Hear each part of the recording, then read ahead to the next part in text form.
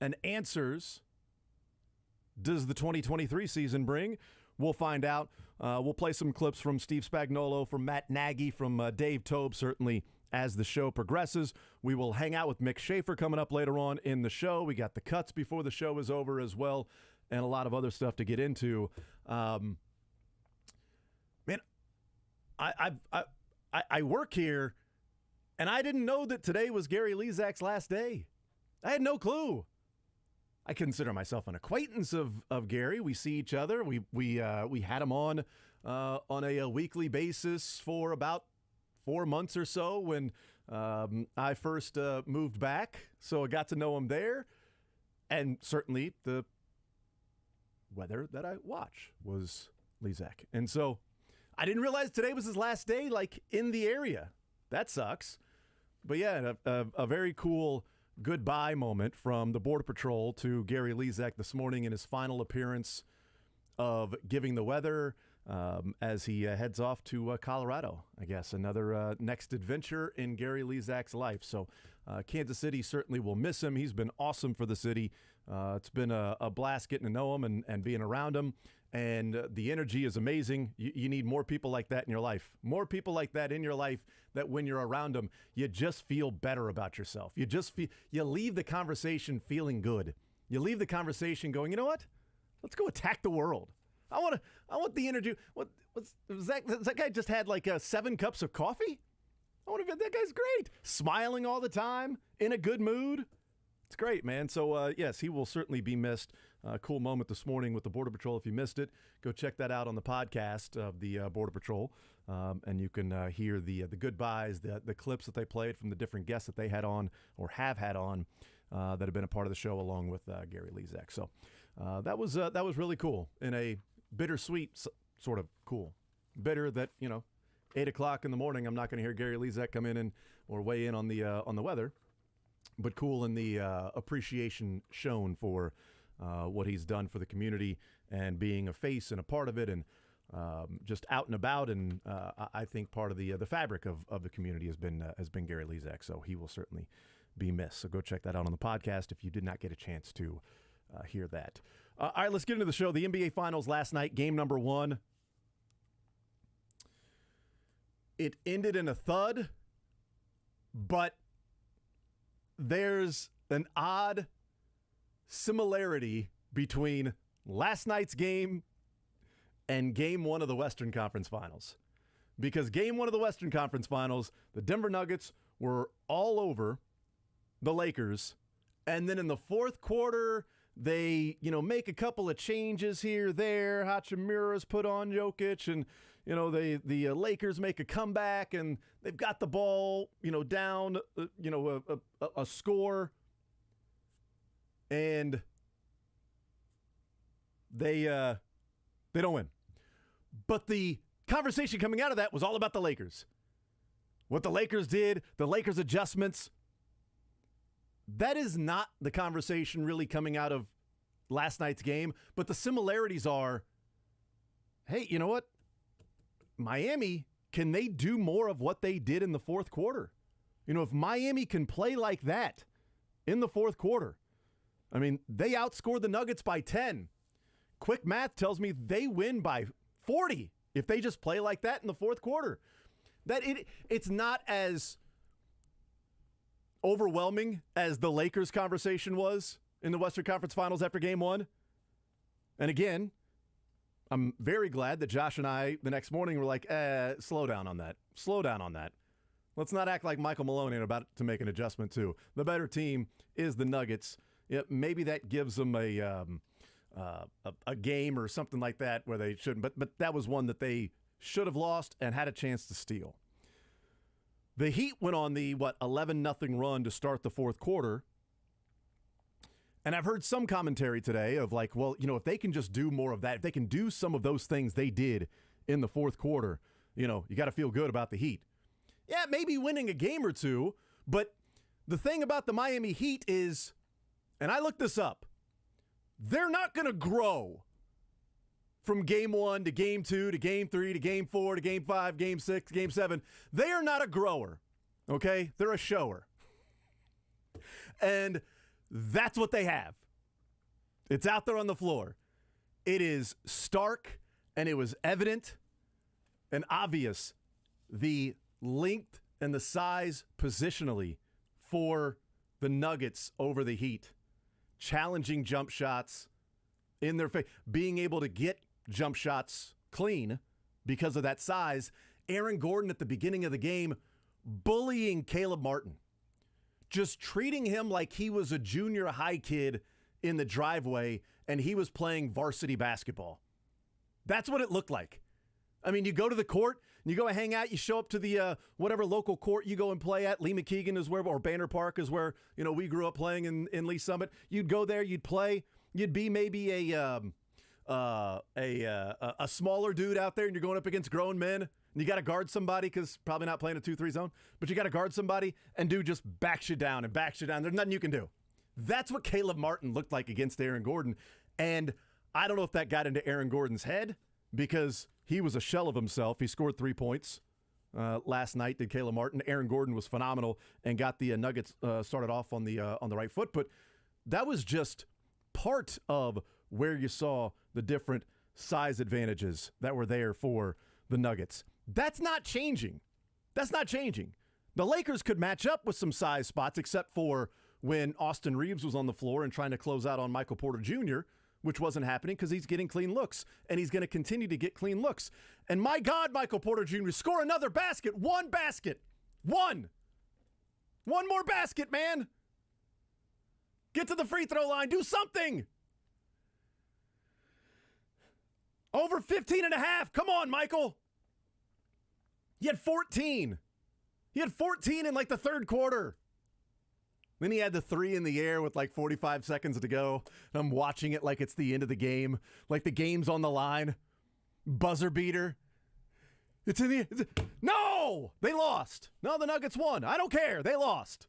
Michael Porter Jr. had 14. The over-under was 15 and a half. Bruce Brown. I loved the over 11 and a half. He had 10. Jamal Murray, over 3.5 3-pointers in the game. He had 2. He was like 2 of 8. And he had some open looks that didn't go and a couple that rimmed out like, oh. But I did have the Jokic triple-double, though. 1 out of 4. 1 out of 4. And considering the way that I placed money on those 4, that 1 out of 4 was just a single. It wasn't the home run. It wasn't the big, it wasn't a double. It wasn't a triple. It was just a single. That's all it was.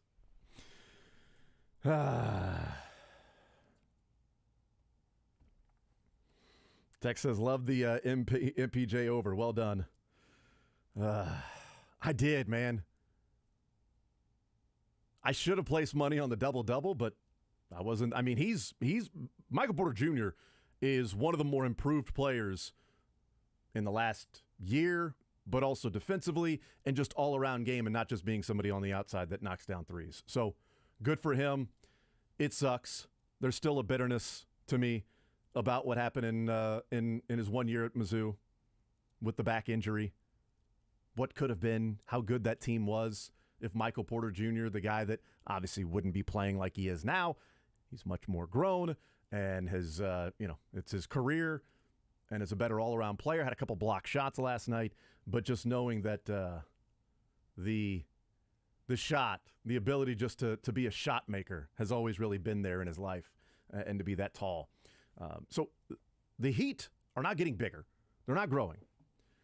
And if we're looking at like game 1 to game 2, it's one thing for the Lakers to say, hey, we're going to put Hachimura on Jokic and then Anthony Davis can do this or that. But if your adjustment is to play Haywood Highsmith for 25 minutes, yeah, I'll go ahead and say there's 3 more games in the NBA Finals. If that's the adjustment with the fourth quarter and Caleb Martin not playing and Haywood Highsmith playing, yeah, go ahead and give me the Nuggets minus whatever the number is. I haven't even looked at it. But if that's what they're going to do is play Haywood Highsmith longer, now maybe Kevin Love plays because Cody freaking Zeller. He had 30 minutes from Highsmith and Zeller. Now, Highsmith played much better than Zeller. And, you look at the plus minus, and Highsmith, when he was in there, wasn't terrible. I mean, they were okay while he was in there, but you ain't relying on that guy to be somebody to come in and to guard Jamal Murray or get out in transition or knock down a shot or two. Hit a couple threes. Good for him. Good for him. But that can't be the adjustment. The adjustment has to be that they knock down open shots. Because Strus was 0 for 9 from 3. And there were a lot of open shots that he missed.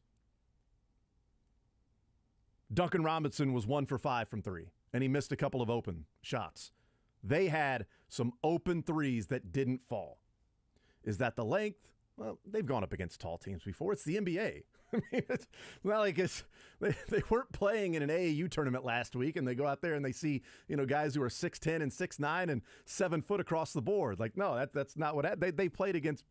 Teams that are longer and can disrupt the timing. But the shots have to start falling, obviously. But that's also acting like, the Nuggets didn't have some open shots that didn't go either. The Nuggets were 8 of 27 from 3. The Nuggets shot 30% from 3. Now, that is typically what Miami has done. They have kept teams in their three-point shooting lower than what the season average has been. They did that against the Celtics, and they did that against Milwaukee. The season average for those particular teams was much lower than what they did in the series. And Denver, being the fourth best three-point shooting team in the NBA, shooting under 30% last night, not necessarily a surprise, but it's also not great for the Heat when the Nuggets have an extra sort of level they can go to. Let's hear Brian Windhorst. Brian Windhorst weighing in last night after the game was over with SVP, and he talks about that as much as we saw some efficiency from the Nuggets last night, they only got to 104, but he talks about the Nuggets offense still room to grow against the Heat. I don't even think Denver got really deep into their bag offensively tonight. I mean, Jokic, I think when it comes to his genius level, I think maybe it was a 7. I think he can do a lot more tonight. He didn't have to, because the Heat sort of made their choices and he just executed where he wanted to go on the floor. When he and Murray are both playing like that, I just don't think you're beating them. I think your only chance of really, beating the Nuggets now 4 out of 6 is if either Murray or Jokic are off. Jokic is never off, so you're kind of gambling that Murray isn't going to shoot as well. So he comes out and goes 8 out of 12 in the first half. It's kind of curtains. I respect Eric Spoelstra, and I expect him to have some wrinkles in his game plan. But boy, did this math problem just look very difficult tonight. And if you're a Nuggets fan, you got to love what you saw. First finals win in team history. One of the adjustments has to be, how do you get to the free throw line?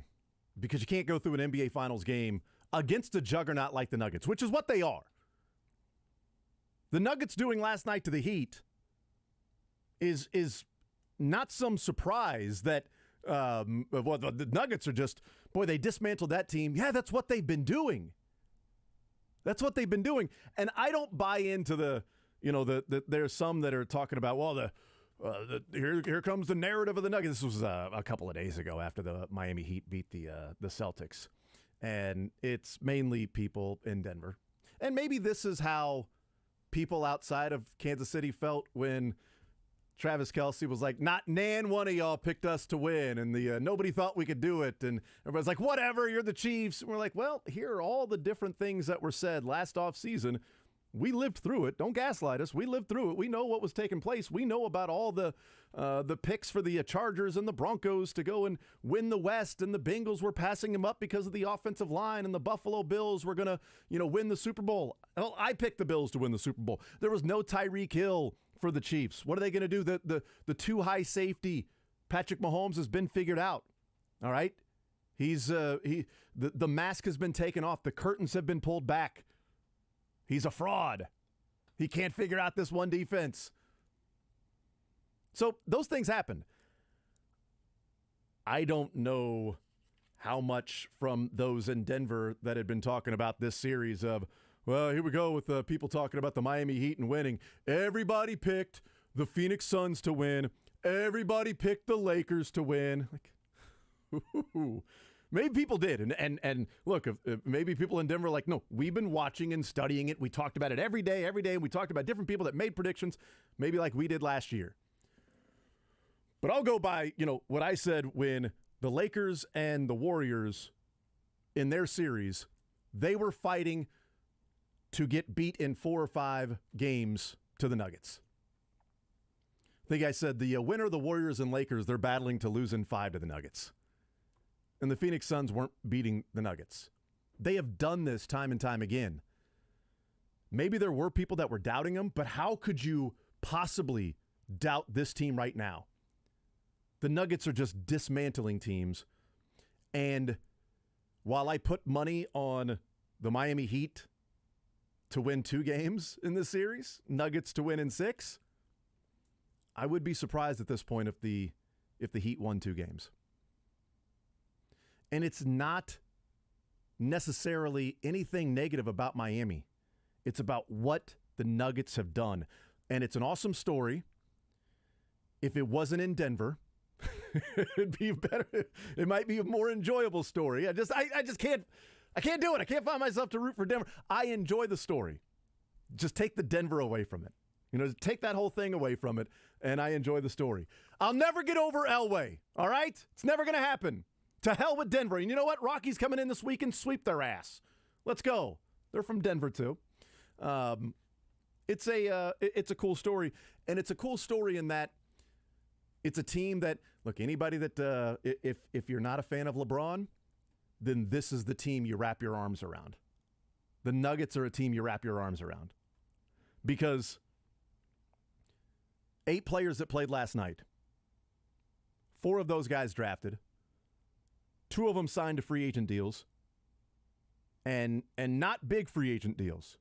Bruce Brown and Jeff Green were the 2 guys they signed as free agents. 2 guys they traded for. They traded for Aaron Gordon, and they traded for KCP. They also didn't build the team, and it's a little Warriors-esque. It has that Warriors feel. Not that, they're going to be a dynasty, but it has the Warriors feel of, before KD, having Curry drafted, Draymond Green, Klay Thompson, finding the players there that weren't number 1 overall picks. And that's what the Denver Nuggets have done. They draft Jokic in the 2nd round, pick number 41. I didn't remember this. Shane certainly would have, because Shane's a Nuggets fan. I didn't remember the year they drafted Jokic. They had a lottery pick, and they took Doug McDermott at number 11. And then Jokic at number 41 in the 2nd round. Good on them, though. Draymond Green was the 2nd round pick. I mean, the Warriors found Draymond Green in the 2nd round. Jokic in the 2nd round. I do love a lot of people tweeting out the video of when Jokic was drafted during a Taco Bell commercial. That was fun last night, seeing those and reminiscing about that. A Quesarito commercial, and Jokic didn't even get a picture. They came back and was like, he doesn't have very high ceiling because he's got no lift and he's not athletic and he's pretty pudgy. But other than that, he's skilled. You can see the floor. He's a smart basketball player, but a lot of smart basketball players that are playing at the local Y. Because playing over there at the J, because they don't have any lift and a little pudgy and not athletic. These guys everywhere. But what I like about the Nuggets is the 4 draft picks they have. The highest selection is number 7, Jamal Murray. Jamal Murray they took with the 7th overall pick. Michael Porter Jr. they took with the 14th overall pick. Jokic with the 41st overall pick. And Christian Brown at 21. Of the 8 players that played last night. And Christian Brown at number 21. Those are the 4 selections. 2 lottery picks on this team. No top 5 selections. And typically when you're seeing all pros and you're seeing MVPs, or you're seeing teams win the championship, you're probably getting some top 5 picks that are on that team. But this one, not the case. And they are just simply a dynamite team. And good on them for, they draft Michael Porter Jr. He was injured. It was a risk. They've waited a while for him to get to this level. Jamal Murray was the number 7 overall pick. If people would have known how good he was going to be, he wouldn't have gone 7. Certainly, Jokic wouldn't have gone 41. Jokic would have gone number 1. But the way they've constructed this team is fun to see because, again, if you're a LeBron hater, this is the team you like because they built it. They made a couple of trades, a couple of free agent signings, and then the 3 main guys from last night's game were draft picks, number 7, number 14, and number 41. They traded for Aaron Gordon, Gary Harris, and R.J. Hampton for Aaron Gordon, and then they traded Will Barton and Monty Morris for KCP, for Caldwell Pope. Those are the deals they've made and a couple free agent signings. It's a fun story because they've been so dominant. They've been dominant all year. They continue to be dominant. I wish this was going to result in a longer series, but I think the rest of either the final 3 or 4 games in this series is just simply going to be a coronation of the most deserving team this year to win a championship. The best team all year that will be crowned the NBA champions in the Denver Nuggets. I think the next 3/4, not 5, games will be just about how many games you get to, what are the numbers that Jokic puts up and Murray and some of these other guys. Can Eric Spoelstra make any adjustment to make the games a little closer? That's what the storylines are. And we'll be watching Jokic be named the MVP of the finals and move higher and higher up the list of all-time great players. I don't know where he's at right now. I'm not going to go and rank him right now, but when it's all said and done, certainly he'll be in the conversation of some of the greatest that have ever done it, especially when you add an NBA championship, an NBA Finals MVP. It's only 1 game in, but they did exactly what you thought they would do last night. We'll take a timeout. We'll come back. I do want to hear from some of the Chiefs coaches yesterday, Spagnuolo, Matt Nagy, Dave Tobe. We'll talk with Matt Derrick coming up at 11 o'clock. A lot of Chiefs football in the 11 o'clock hour. Mick Schaefer will hang out with us coming up in the noon hour. We got more to come here on this Friday edition of The Zone at Sports Radio 810 WHB. Want to see more of The Zone?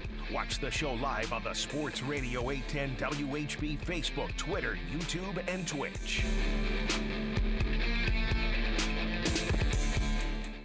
All right, there's still a question, I guess, of who will be crowned NBA's best team with the Miami Heat and the Denver Nuggets with 1 game in.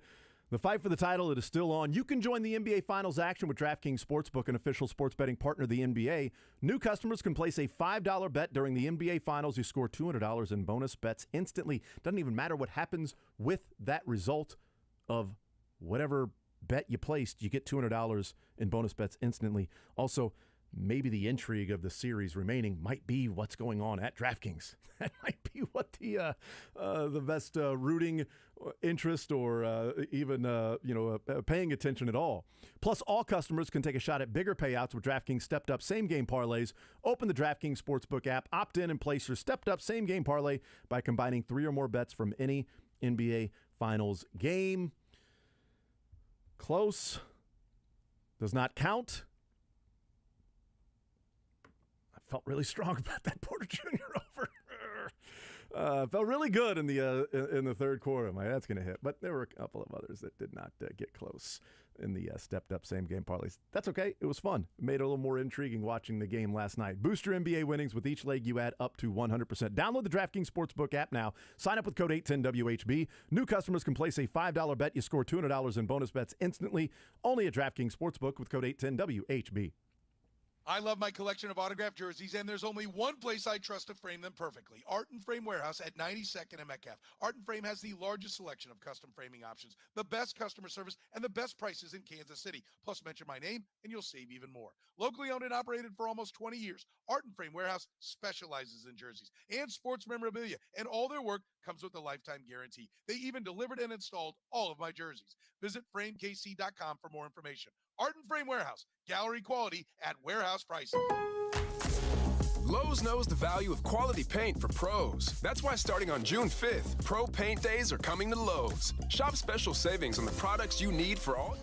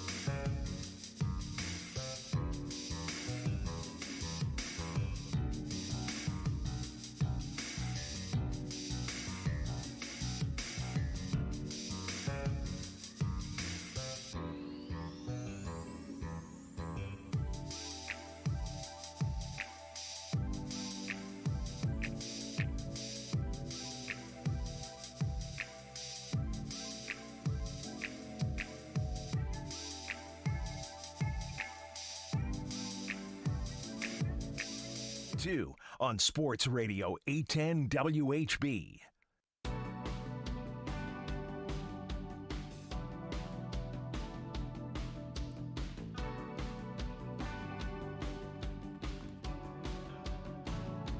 Nine 912-4810. Text says, whoever the dude is that kept calling you James Anderson, you should bring him on the show and just call him the wrong name the whole time.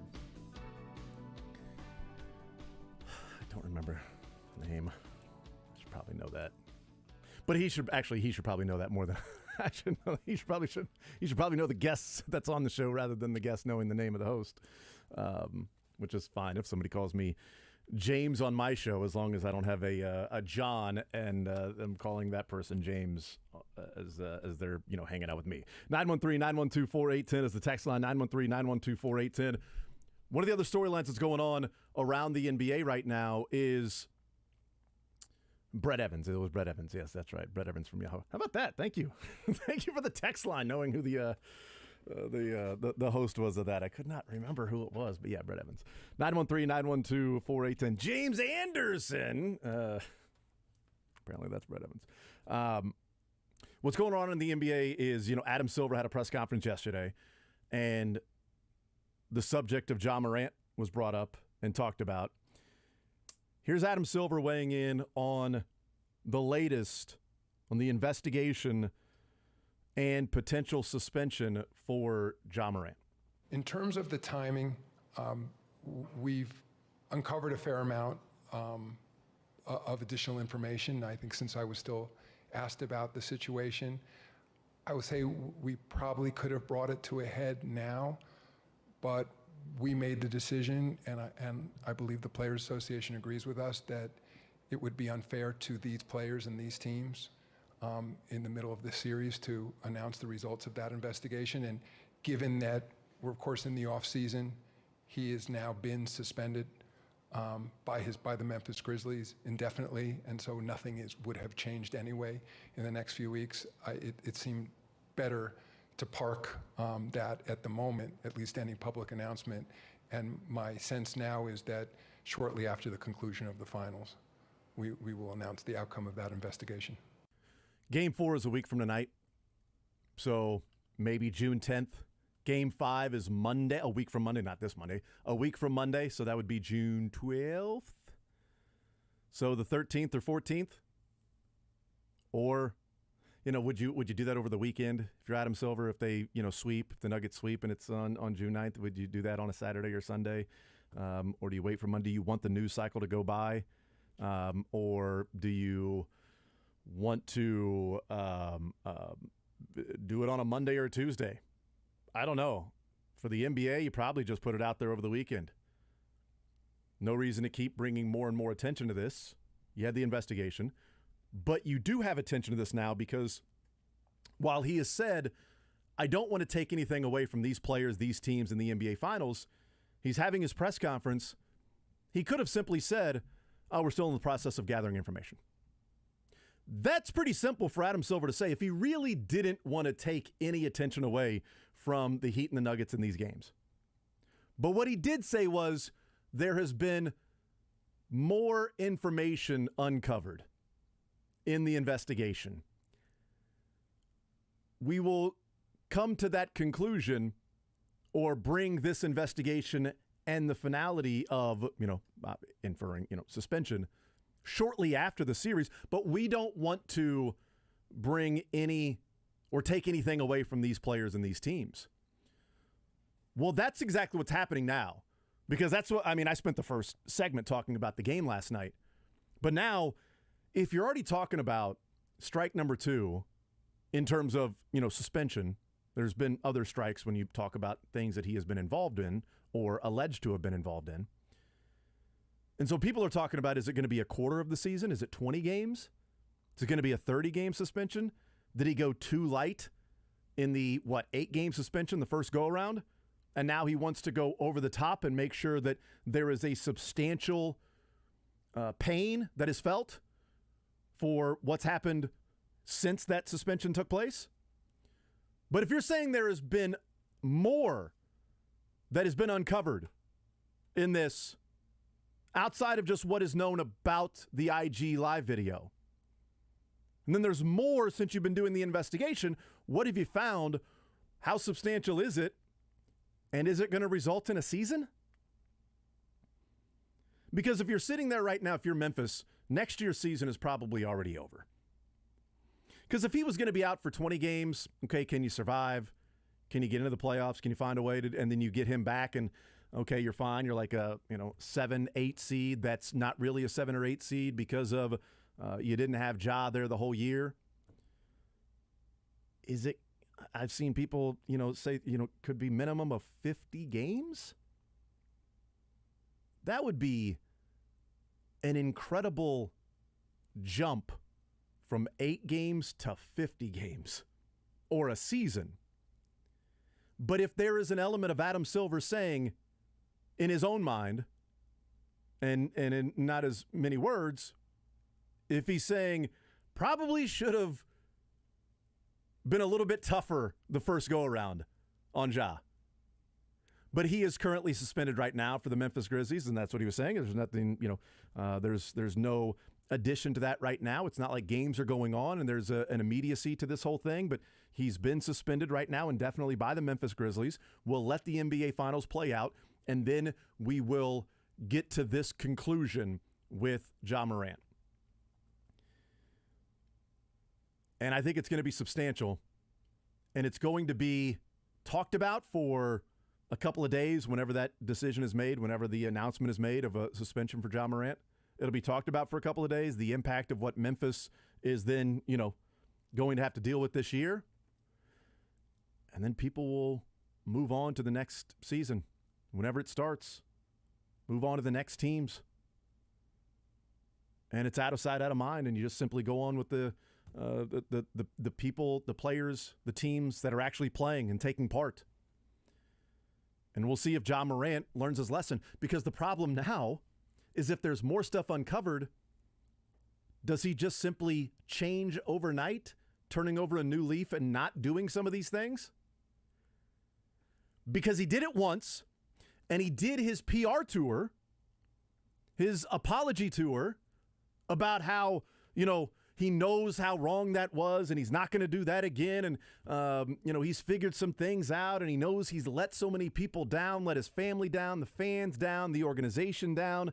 And there's responsibility that he has to the organization, the fans, the city, himself, his family, all of that, that it's a learning lesson. I mean, he's young, grown men make stupid decisions a lot at that age. They're not kids, especially when you're making hundreds of millions of dollars. And people make some really stupid decisions because you're still pretty immature at that age. Comparatively speaking, you're not, 12 years old immature, but you're still pretty immature at that age from being brain fully developed and everything as you, grow and grow over the years. So there were dumb decisions that I made, that a lot of us made, at that age, but still, he went through the apology tour, and then he does this again. Is there any faith? If you're the Memphis Grizzlies right now, you're concerned because, I would hope you would be concerned about Ja Morant. But if you're looking at it from a business standpoint and a team and competitive standpoint, you're concerned because what is this season going to bring? But the concern also then goes to when he's suspended and can't be around the team and can't come into the facilities and isn't playing and doesn't have that structure, is he just going to simply stop what the pattern has been? Because it didn't stop from one to the next. It didn't stop from the suspension and so much public scrutiny and criticism. It didn't stop from that. Even though it wasn't the same, it wasn't his own IG Live, it wasn't him flashing it and showing it off like he had done in the first one, but it was still looking into the camera and waving the gun, and it was the friend, like I talked about it at the time, and I've moved in a different direction of my first opinion was like, man, what is that friend doing? Well, he's doing an IG Live. Now, he had to have known there was a weapon in the car. I would guess he would know that. Hell, I'd like to know that if somebody is carrying a weapon and I'm driving them around. But he probably didn't think that this dude would wave it around when he's already served a suspension. Because as soon as that happened, the phone, it drops and he stops the IG Live, but damage was done at that point. So if he's willing to do that just by driving down the road, does the pattern of what's been going on, the allegations that are there for Ja Morant, does that pattern just stop if he's suspended for 50 games or a season? Because what's next after that? And that's the concern for Ja Morant, that he's going to have to deal with himself, that he has to then look in the mirror and figure out what decisions he's making. And hopefully he does that, because, man, he is an incredible talent. He is so freaking good. And the story is awesome. From being lightly recruited to going to Murray State to having highlight reel dunks and plays and just stupid video game numbers, and then getting in the NCAA tournament and proving it against other bigger teams. And the great game he had against Marquette. Was it Howard? That was the stud scorer for Marquette in that game. That was the great matchup of Ja Morant. I think it was Howard on that team. But it was a great game. Like, his story is awesome. Top draft pick. High draft pick. Higher draft pick than any of the Nuggets players that are on this team, drafted by the Nuggets. Higher draft pick than them. And to play like that with the Memphis Grizzlies, like, the story is great. But it's taken an awful turn. And now it's on him to figure this stuff out. And I do think the attention's been taken away from the NBA Finals today. Now, as we move forward for Game 2 coming up on Sunday, Game 3 on Wednesday. So it does give the Heat a little bit more time to rest, because they'll have just one game between last night's game and Wednesday. So having the every other day they're playing in the Eastern Conference Finals, going through 7 games, and then having the short rest and then going up to altitude and playing, maybe that was a big part of it. The Nuggets looked refreshed and ready to go, and the Heat may have looked tired and all of that, whatever. So maybe that is a part of it. And they get a little rest. They get to rest today and tomorrow, and then play on Sunday, being there in Denver, and then rest Monday and Tuesday, then get to play in Miami on Wednesday. So maybe that'll change some things. But we will get back to talking about the NBA Finals and the players and things like that, because there isn't another press conference for Adam Silver until the finals are over. And then we'll talk about it again when Ja Morant. But I do think it's in the news cycle today. It'll be out of the news cycle by the end of the day, and especially by Sunday night. We'll take a timeout. We'll come back. We'll wrap up this hour. Matt Derrick's going to hang out with us in the 11 o'clock hour. More Zone next. You're in the zone with Jason Anderson on Sports Radio 810 WHB. Sports Radio 810 is proud to be Kansas City's home for the National Football League. 65-yard punt return. Kadarius Toney. From Monday night to Sunday night and every game in between. Keep it right here on your exclusive home for the NFL, the NFL playoffs, and the Super Bowl. It's over. The Chiefs have won. The Chiefs have won Super Bowl 57. Sports Radio 810 WHB. Paid for client portrayal and endorsement. The choice of a lawyer is an important decision and should not be based solely upon advertisements. Past results for no guarantee of future results, in every case is different and must be judged on its own merits. I'm injury attorney Mike DePasquale. When I say I've got this, here's what it means for you. It means that Mike and his team can help with your doctor bills, your lost wages, everything. I've got this meant that Mike and his team settled my case for $185,000. If you've been hurt in a car wreck, call me. I've got this. Mike's got this. All you need to know. 816-888-7500. Looking for that perfect gift for that hard to shop for?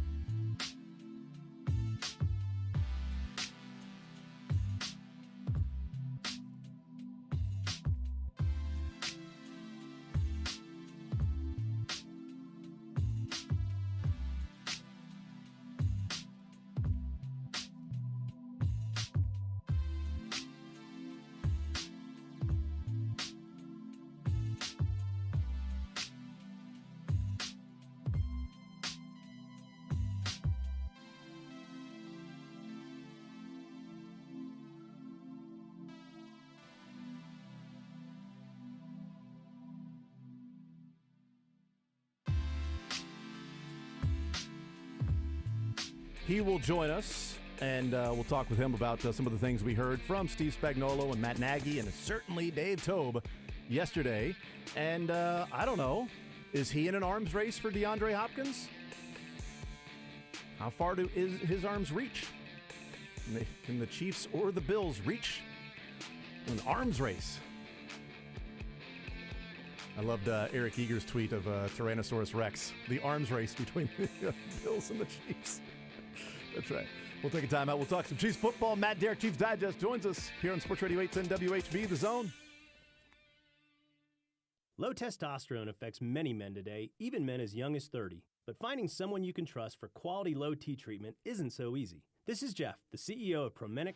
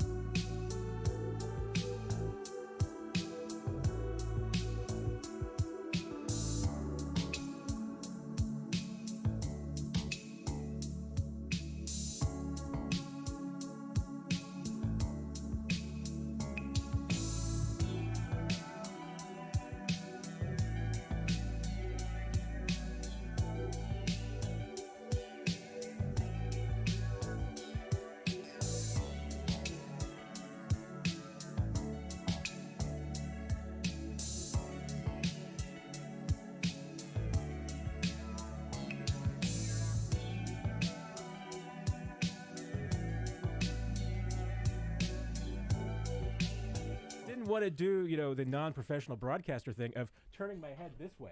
No, just do it. To talk to him. That's not a big deal. It's just a microphone. So if you just open this door and just scream it, you know, See, people are. I need to figure out the Briscoe. I'm in the Briscoe seat, so I need to figure out the Briscoe spot here where you can see everything. Yeah, the Corey spot there was to lean his chair back against the window and then feet up on the desk. That was typically the Corey spot. Whenever we would have a guest on and I'd be, you know, doing the interview, Corey would just be laying back, feet up, looking at his phone. And that was always fun when people would walk down the hall because he would have his back to the hallway. He wouldn't see people that would be walking down the hall looking in, and then be like, and then they would look at me and go like one of those sort of palm up pointing, like what is he doing? Like and then me just He's being Corey, double palm up, like I don't know. You just go with the flow. I miss when Allie would come in here. I know, and be right? on the floor coloring and playing and everything. I know, that's right. Not Allie Trost Martin. Correct. But, but I'm sure she would love to do that too. Yeah, she also would come in and just color on the floor, just randomly. It's like, hey guys, I need to color right over there. Go right ahead, Allie. No, Matt Derrick is some of Matt Derrick is now in the studio with You're us too today. kind. Let's hear Andy Reid weigh in on Matt Derrick. No, Matt's got it so skinny we can't see him. You were trying to ask a question and somebody just cut you off. Exactly. And Andy was like, look, we can't even see him anymore. Even Andy Reid is a little nod and the tip of a cap to That was pretty to funny. you. That was pretty funny. That was really cool. It was really cool. And you tweeted it out yesterday, and Drake and I talked about it on the air a little bit because you had made it public. So it wasn't like you just texted us. And so I'm like, well, he made it public. A really, really cool accomplishment for you. Well, thank you. That you tweeted out yesterday. If you didn't see the tweet from Matt Derrick, you took a picture of a scale, and the weight starts with 2, which is pretty awesome, man. It does. Yeah. Yeah. Once upon a time, my weight started with a 4. Man. And I had not been in the 3s this century, so. It had been like, 98, 99, late 90s, yeah. I got I took a desk job in like 98 and just started going downhill from there. Wow. So what was... Worked with a bunch of people, and we ate lunch buffet every single day. That's difficult, so man. The Chinese buffet, we hit Godfather's. Yeah, Godfather's another favorite. Hey. And once again, I mean, you find me a $4.99 lunch pizza buffet out there, I will hit it. We used to all the time, man. We would rock that CC's pizza buffet. Pizza Street. Oh man, all the time we would do that. A group of us were If you found me painting a cheap houses. lunch buffet, that's where we were at back in the day. A group of us were helping my buddy's dad, who owned a painting company. We would help him during the summer. We would go around and we'd just caulk different things and paint, and then we would always take our lunch break, and it was right around CC's. It was like every single day. That's what we were doing. Ridiculous, man. But it is awesome to see that. What was the motivation? I know people on Twitter were asking you, like, what you did, but what was the motivation? Was it like you wake up one day, or was it a challenge from the doctor of like, all right, I need to get my bleep together? Like Briscoe had a different sort of I need to get healthier moment than a lot of people do with the, maybe I should change what's going on in my life and what I'm doing, because he almost died. I mean, it was 2 phases. I mean, last January 2022, my New Year's resolution was to just try and get more serious about my weight, because I was about 370 right then. I would sometimes fluctuate, up to 380, sometimes in the 360s, but 370 was kind of where I was. And I'm like, okay, two of the worst things that I eat or drink, Dr. Pepper, which once I calculated it, I was probably drinking 60 to 80 ounces of Dr. Pepper a day. Wow. And fried potatoes, because French fries, any fried potato, I'm all over. So it's like, okay, I'm going to I tried to eliminate the French fries. Wasn't completely successful on that. And to cut down the Dr. Pepper. And I had cut down to about 1 a day of the Dr. Peppers. And so over about the next, 5 months, dropped down to 312. That was my low. So I'm like, okay. And then I plateaued. I mean, I just kind of let go. Especially, I mean, once you get there, training camp starts a little after that. I kind of plateaued a little bit in June, and then once you get to July and training camp gets going and the grind, I mean, as much as you're on the go and everything, it also means I'm eating a lot of fast food, and there's always junk in front of you, and oh, good grief. I mean, we got free lunch in St. Joe every single day, staring at you and everything. So once the season started, backslide starts. And then I had foot surgery at the beginning of April, and so beginning of this year. And that was the next motivation. It was like, okay, my doctor was like, for healing, you really need a lot of protein. So be great too if you get your weight down. And, and I had a couple of doctors yelling at me about that, saying it'd be great. So just stuck with what they told me. I mean, eating a lot of protein. I was trying to avoid carbs and trying to avoid sugar. I have had, I think I put it out there yesterday. I had the numbers. I think it's 52 ounces of Dr. Pepper since April 4th.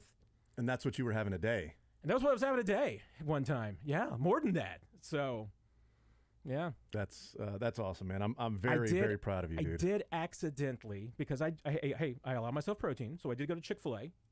I went on to autopilot because I had my Chick-fil-A order in there, and I was smart enough to change my drink from a Dr. Pepper to an iced tea, because I drink a lot of iced tea, Milo's iced tea. If you want to sponsor me. No, that's... I paid you already, so you could hook me up there. Milo's family too.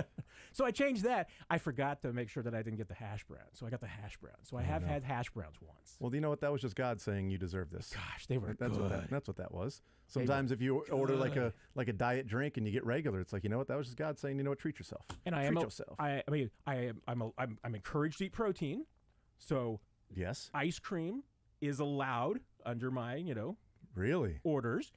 I did not ask if the Dr. Pepper Float Bluebell ice cream. It's allowed. It's an ice cream. It's allowed. Did you include the ounces of Dr. Pepper in the ice cream consumption? Not. I didn't think those so. aren't included. It's not, it shouldn't be. Yeah. I bought the half gallon day before you guys had them here in the studio and everything. Yes. Still have the half gallon. I have not finished it yet. Good for you. See, so there is some impulse. Good for you. Portion control going on here. Mick finished a half gallon in the segment we were talking to him later that day. So just by sitting here, exactly, it was gone. We were holding a conversation, and he was just spooning the ice cream, just shoveling it into his mouth. My one regret about this whole thing, though, is that the first time I ever met Brett Veach one-on-one, I told him that if he could just get a weight clause in my contract, like Don Terry Poe, I could lose weight for him. And I don't think he thought it was as amusing as I did. Well, dude, I'm very proud of you, dude. I'm very proud of you, man. It is not easy to do, to stay that disciplined, because you got to have that. We'll see if it lasts, man. Yeah, but you know what? It's an awesome accomplishment, and I'm incredibly proud of you, dude. So it's awesome to see. I was telling a friend of mine last night that's one of the mistakes that I have made, because I most people don't maybe not know this, just listening. I am the most introverted person in the entire world. I mean, and yet you do radio stuff. I just do that. I mean, well, this is easy. It's just you and me. See, I'm the same way. People ask, like, if there were 12 people I don't know in here, talking with us and everything, I wouldn't get a word in edgewise. So, putting my life and my story out there is very unlike me. But now that I have, if I don't back this up, now I'm just going to be a clown. So you've almost so you've kind of made a challenge to yourself publicly. I have inadvertently done that. Yeah. Because now, Because you also have people that are rooting for you. You might also have people that are following you on Twitter going, you know what, I'm going to do that. And if they see you then slide back, then they're like, oh, well, if Matt, who worked so hard to get down there, if he slides back, what's the point for me? Now you've got people that are... Now you got me like being a role model exactly. here. I don't need That's exactly that. what you are. Don't be like Charles Barkley. Don't be like me. Don't be like Charles Barkley. You are a role model. You are that guy. But no, it is awesome. And I'm glad that Andy Reid also acknowledged that. Because Andy Reid's had some other jokes too. Andy Reid's had, Oh, Andy's he's I think he sees us as brothers in this. So he does. You think he's annoyed by that? Like, Matt over here is getting so skinny we can't even see him. I'd like to not see him around here. Exactly. Jerk. A big jerk. No, but I always enjoyed it when I asked him about the white on white uniforms, and he was like, "Yeah, thing is, you guys like you and I, we can't wear those. I remember we can't pull those off." I remember us talking. So he's like, "I'm not a big fan." I remember talking. You're like, "Oh, thanks, Andy." No, I appreciate that. No, thank you. No, I feel great about it. Yeah, I feel really good about it. Yeah, this guy, Matt, you and I, he could lose a few pounds just like you and I. Yeah, that's right. Hey, a couple of fat asses like us, Hey, am I right? Thanks, Andy. Appreciate it. He's like, my nickname is Big Red, so I mean, you gotta own it. That's right. All right, we're talking with Matt Derrick. He is our guest, Chiefs Digest. All right, so let's start with the touchback rule, the new touchback rule that everybody seems to love. By the way, it's odd. I don't know if you heard the numbers I put out yesterday, but I'll restate them in case people did not. But What's your opinion? We'll start with that. Then I want to hear from Dave Toub, and I put together some other things because I'm really a dork about Chiefs and kickoff returns. I was going to say, analytics aside, I get it. I get the hue and cry over it because there is a strategic element to it, and I get Andy Reid's primary concern, which remember really wasn't necessarily as much about the kickoff rule itself, but about the slippery slope. Where does it go after this? You know, if you're going to try and legislate out the kickoff play, you're going to legislate out of eventually maybe the punt return because that's going to be the next most dangerous play in the NFL. You know, and that's the fear that the coaches have, and especially the special teams coaches, and you know, and I mean, the special teams coach are saying, hey, you know, you do this, I don't need a job anymore. I mean, there's nothing left to do. And there's a strategic element to it, and there's going to be unintended consequences. I mean, I think that it is going to change the strategy in certain situations. I think it's going to probably make it more difficult for teams to make comebacks. I mean, I think and maybe it won't. I mean, we don't know. That's what unintended consequences are. We don't know what they're going to be. So it may not actually work out the way they want to. It may not reduce the injuries that they want to. We really don't know. I mean, because the way that the rule is set up, I think Dave Toub had a great point yesterday, which is that, you know, a good kickoff team, cover team, is going to play until the play's dead. And that doesn't mean that you're going to avoid all the contact that could result in concussions and result in injuries before the play's actually dead. You can't let up. So, you know, I get it for that standpoint. Like I said, I get it from the strategic standpoint that you're taking out a not necessarily a huge element of the game, but I think a crucial element of the game. And like I said, I mean, I imagine you're probably going to go with the analytics side to talk about maybe that the kickoff return is overrated and you should just take a knee every single time. What? I don't do that. What do you do? I don't. What are you talking about? I don't believe in the Chiefs just fair catching. Taking the ball at the 25 every time. For Patrick Mahomes every single time. I've never said that the best punt returner on the Chiefs is no punt returner. I've never said that before except for all the time. Now, I was clearly wrong in the Super Bowl and also in the AFC Championship game. So back-to-back games where a punt return was pretty crucial in setting some things up, or kick return, setting some things up there. So, yes, wrong about that. But one of the things that I talked about yesterday, because I was curious myself of, you know, going back to 2010 is when they started to make changes to the kickoff rule. This is now the third change that they will make to the kickoff rule. They moved it from the 30 to the 35 kickoffs, so they moved it up 5 yards to induce more touchbacks. Then they changed the starting point from your own 20 to the 25 to induce more teams wanting to get a touchback if it's in the end zone. Yep. And now they're saying you can get a touchback to the 25 if you fair catch it anywhere inside the 25-yard line. It does not have to be in the end zone. And one of the things that I brought up is, you know, the slippery slope argument. Okay, I can understand where Andy Reid is coming from with that because, again, this is now the third time they've made a change to the kickoff rule, which is inducing more and more touchbacks. So that, I mean, I do understand to a degree where he's coming from that.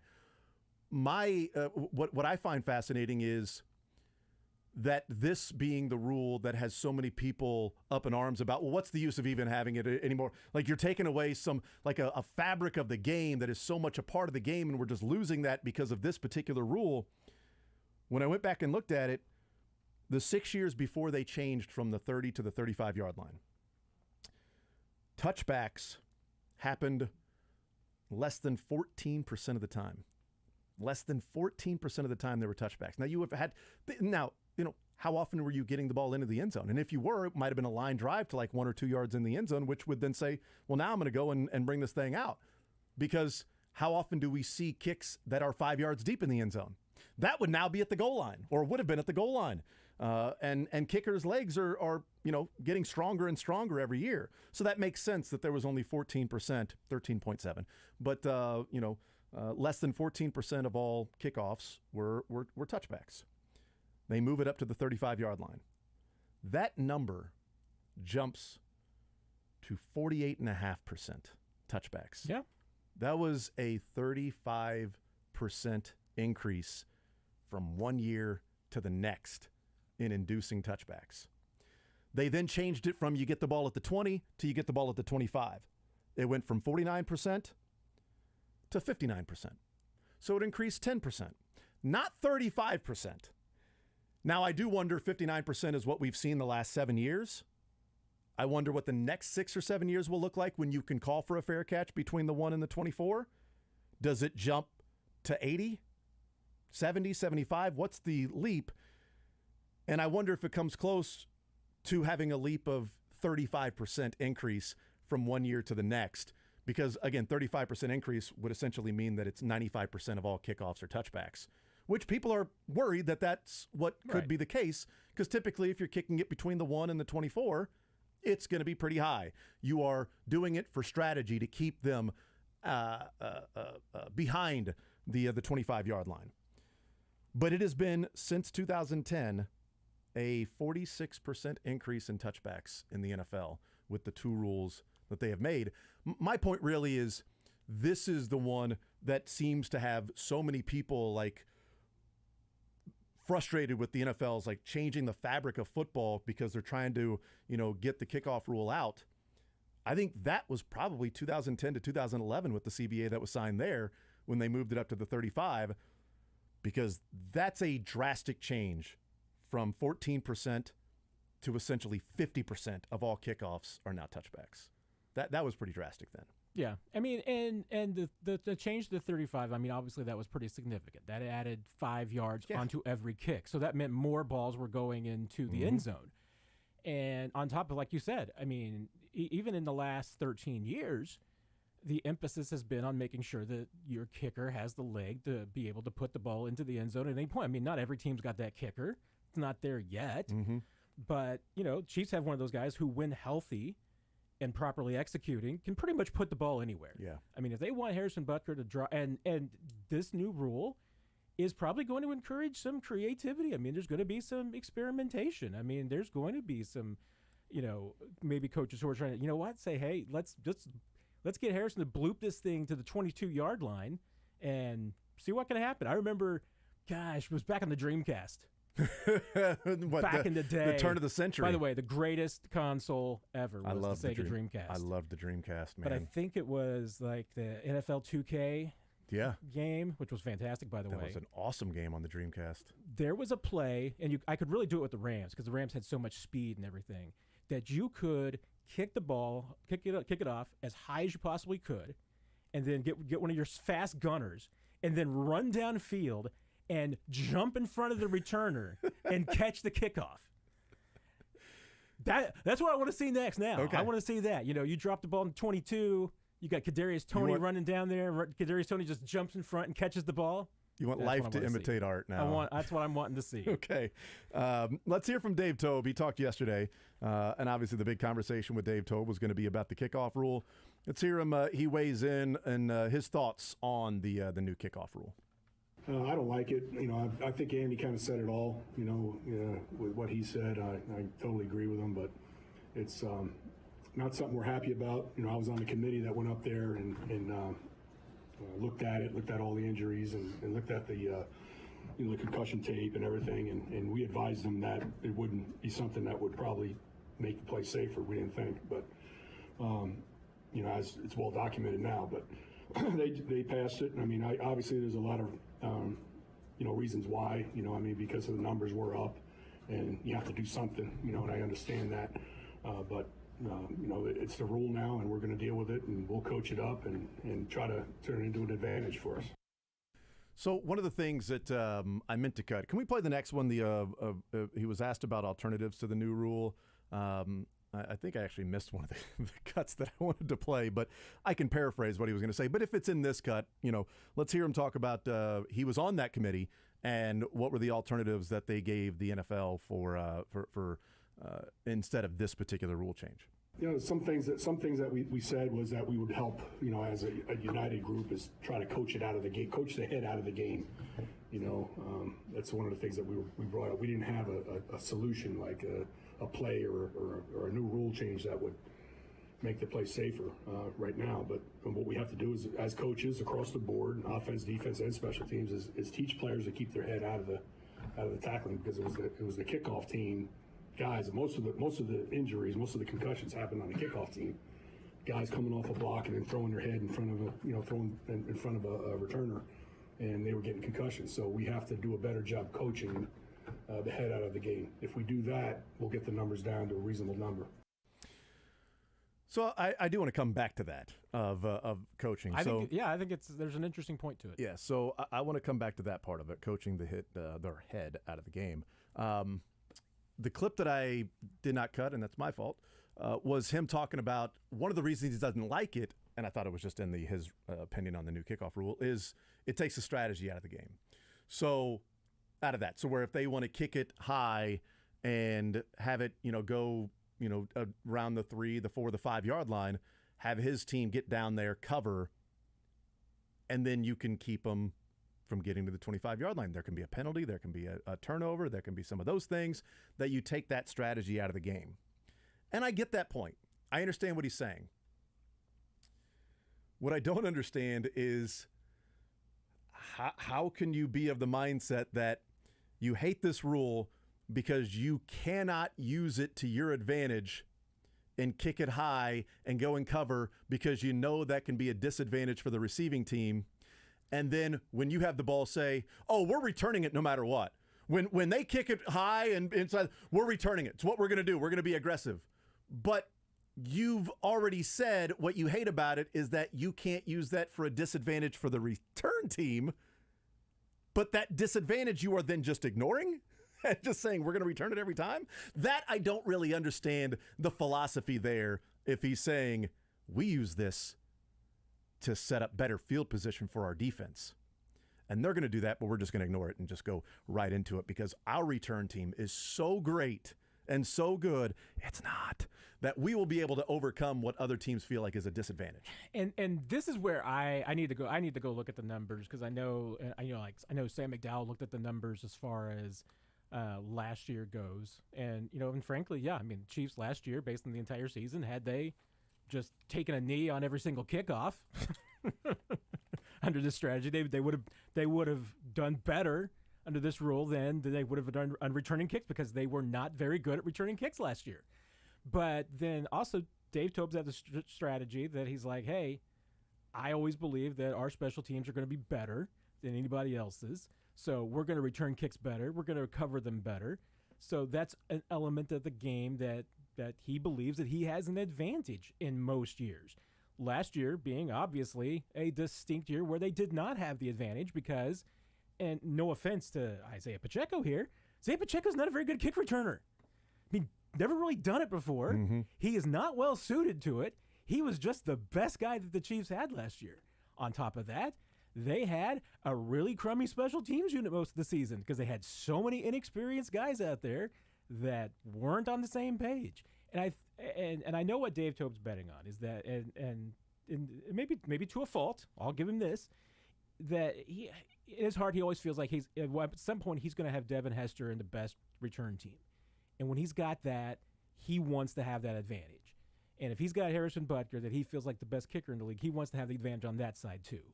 So as an aggressive coach that Dave Tobe is, who is going to coach he's going to coach his cover teams to go ahead and cover that kick until not only the ball is secured, but the whistle has blown because, like you mentioned, there can be a fumble, there can be something that happens, there can be something squirrely.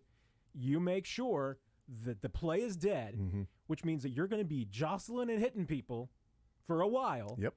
And that's where I think that, I get his point about, saying, hey, let's legislate the head out of the game. They have done some things to do that. The block rule really applies on kickoffs about not being able to blindside guys from the side and from even from the front a little bit when they're going back towards the goal line, their own goal line. So, yeah, that has helped. But, honestly, they've had the opportunity to coach the head out of the game. They've known about these issues. They've known that the league is concerned about concussions. They've had the opportunity. And the fact that they haven't been doing it is pretty telling. Yeah. And this rule, let's face it, was not going to pass. It seemed like the majority of the owners were not in favor of it. It wasn't going to pass. And then Roger Goodell apparently put some people in a headlock and got this thing passed because they want to. Here's the thing. I don't think that all of his and the NFL's reasons for this are all injury related. I think they're also about speeding up the game and about cleaning up some stuff, because there was also some talk in there about the fact that there's too many penalties and too much time slowed down by injuries on kickoffs. So I don't know that necessarily stopping concussions was the number one concern. I think there were better concerns about speeding up the game and getting penalties out. Let's take a timeout. We'll come back. I didn't know Sam McDowell had looked at all of those numbers from a year ago at the Kansas City Star. I just pulled that up as you were talking, as you mentioned that. So that's a little annoying. Sam's always annoying. Well, yeah. Well, he's got it in the written form. I'll do it in the verbal form, because I also went back and looked at every single kickoff return for the Chiefs last year, because I'm a dork. And oddly enough, I had fun doing it. It was really, I'm like, this is fun. I'm such a weirdo. But I put it into different categories. It was kickoff returns overall, kickoff returns that started in their own end zone, kickoff returns that started from the 1 to the 24, and then kickoff returns that were squib kicks, or it was the hands team was out there and they ended up kicking it deep. So it wasn't your typical kickoff return. So what happened with that? So I did it into different categories just to see what the overall numbers were and then how it related specifically to this rule. Sam also put it in expected points added.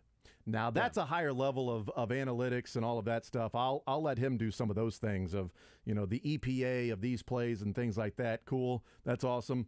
I went pretty raw and generic of here are the yards overall that they gave up in this game, that game, and in the course of the season. And it's pretty funny to see how many yards they traveled to really see how many yards they gained, if that makes sense. We'll do that coming up next. Take the show with you by listening live on 810WHB.com, in the 810 mobile app, or by subscribing to The Zone wherever you get your podcasts.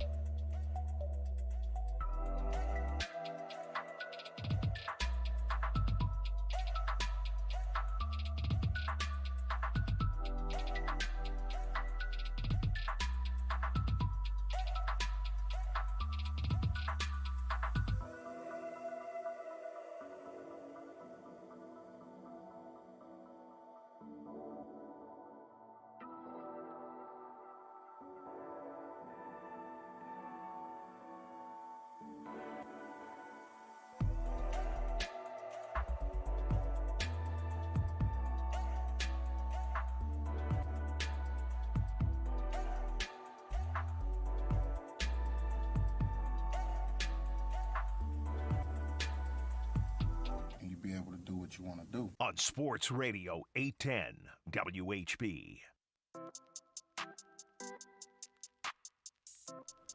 All right, we continue right here on Sports Radio 810 WHB. Let's wrap up this conversation as we were talking about with Dave Toub and kickoff returns and things like that. So Sam McDowell put it into expected points added and what was gained or lost by returning kicks. So I looked at it last year, just last year only. This is just for the Chiefs. I don't care about what other teams in the NFL did. So just for the Chiefs. Surprisingly, they only had 31 returns last year. That did surprise me. That's less than 2 per game. They actually had, 1, 2, 3, 4, 5, 6. They had 7 of their 20 games that there were 0 kickoff returns. They were all touchbacks. 7. They had 7. That will probably increase this year. but they had 7 games where the Chiefs did not return a kick, which was really surprising. Because that really helped me in shaving some time off of my research to be able to go back and it's like touchback, all right, touchback, because it does not say how deep in the end zone they catch the football on a touchback. The game book does not, the official NFL game book. It does say how deep in the end zone they were when they return it, which is great. Sure. So there were 31 returns last year. 6 of those were returned from the end zone. So including the end zone returns and overall, 31 returns last year. 9 of the 31 ended up being positive past the 25-yard line, meaning they returned the ball and they got past to where they would get it if they just simply called for a fair catch out of the 31. 9 of them. 21 were negative, were behind the 25-yard line. 1 was even. They got the ball at the 0, returned it 25 yards to the 25-yard line. They ran 25 yards for nothing. They ran 25 yards for 0. Over the course of the season, of all 31 returns last year, the Chiefs ended up losing 88 yards on kickoff returns. 88 yards they were behind the 25. Had they simply just called for a fair catch every time, which they now can do that. They couldn't do it last year. But if they called for a fair catch every single time, they would have gained 88 yards over the course of the season for what was already the best offense in the NFL. What I find to be hilarious is on those 31 returns, they had 702 return yards to net negative 88 for the season in what you would have got if you just called for a fair catch every time. That's a lot of work. They ran 700 yards to lose 88 in the return. That doesn't count in the 2 fumbles, one that was a lost fumble, which, let me check that. One was not a loss. The lost fumble was a squib kick, and Jody Fortson picked it up before half. So I'm not counting that as a return. That's not a return. That's not in this because you can't call for a fair catch when it hits the ground and bounces to you. Okay? So that does not fall under this rule. So that fumble by Jody Fortson is not in this rule. So I'm eliminating that. There was the fumble by Pacheco against the Colts when he brought it out and then tried to stop, and then the ball falls out of his hands, and then he falls on it. Well, that's a rough return because you're not starting anywhere near the 25-yard line if you would have just simply called for a fair catch. So all in all, of the 31 returns, including the 6 in the end zone, they had 2 penalties, 1 fumble, no turnovers. Kickoffs that landed between the 1 and the 24. So now the new rule. Okay, what would they have done with the new rule? 25 kickoff returns that they had last year that they caught between their own 1 and their own 24-yard line. Of the 25, how many do you think ended up the Chiefs starting with the football past the 25-yard line? Of the 25, how many were what I would consider, quote, positive? You gained positive yards. Not that, it was a 6-yard kickoff return, so it was positive yards. No, positive yard. 1 positive yard is if you get to the 26-yard line. You've gained 1 from where you would have been. How many of the 25 ended up with... Now, they're not starting from the end zone. Correct. How many resulted in the Chiefs getting the ball past the 25-yard line? Man, this is probably going to be lower than I think. But I'm going to go with a very safe 12. Dylan? I agree with Matt. I think it's going to be lower. I'm going to go with 8. The positive returns for the Chiefs... out of 25, they started with the ball past the 25-yard line 6 times. Way to go, Dylan. He was all over that. 18 times they caught the ball between the 1 and the 24-yard line, and they started that drive worse than the 25-yard line. 18 times. One even. That was when they got to the 25-yard line. For a total of negative 68 yards with 1 fumble and 1 holding penalty. A total of negative 68 yards when they caught the ball between the 1 and the 24-yard line. They lost essentially 70 yards on the season. They had 0 touchdowns. 0 touchdowns. They had an almost turnover when they dropped the ball inside their own 10-yard line. And one time, they got the ball past the 50-yard line to where you're like, oh, they really tilted the field here. It happened one time. Now, the question is going to be that what were those numbers say when Niall Davis was returning kickoffs? It's a great point. Team? You know what? That was Pacheco and not Deneric Prince. You're right. Got Deneric Prince this year. So totally right. Totally right about that. My bad. Just recheck your numbers. I apologize about that. I feel so stupid now that I did not do that. I'm going to have to go back and do it all over again. I mean, there's no doubt. I mean, the Chiefs' strategy, and I'll say the Chiefs because it's not entirely Dave Toub. I mean, this is a strategy that Andy Reid shares. I don't think you're wrong about that. Goes throughout the entire organization, is that they're going to be aggressive. And let's face it, I mean, most of the time, people are saying the Chiefs need to be more aggressive as it is anyway. You know, hey, you need to put the ball in Patrick Mahomes' hands more often. You know, don't take it away from him. Will you feel differently if the special teams units are better this year and the returns are better this year? Well, all of a sudden it'd be like, well, okay, you know what? You went through 1 year of some pain in order to get some gains. And now, see, because Dave Toub's the most aggressive guy in the league, now you're getting some good stuff. Or will it be, you know what? Yeah, kickoffs are a losing proposition. You're better off just handing the ball to your all-world quarterback at the 25 and going about your business. Against Tampa Bay, Pacheco caught the ball at his own 4-yard line and returned it 48 yards to the Tampa Bay 48-yard line. They also got a penalty on that, an unnecessary roughness on Tampa Bay. So the Chiefs started that drive at the 30 or something. That's a huge swing in a game. They also had a huge kickoff return against Cincinnati on the road where Pacheco returned it 47 yards from his own 3 to the Bengals' 44-yard line. So that's, plus 19. They gained 19 yards on that particular play. And anecdotally, you don't win the Super Bowl if you don't return some kicks. Well, I mean, the punt, certainly. The punt return, you can make a case with that because the punt return gets them down to the 5-yard line or so. Yeah. And while in the second half the Chiefs were essentially doing anything they wanted, you're adding more plays if you don't return that kick, so it's a chance for a penalty, a chance for a turnover, a chance for then a punt, and the Eagles to get it back. That's absolutely true, and I acknowledge that.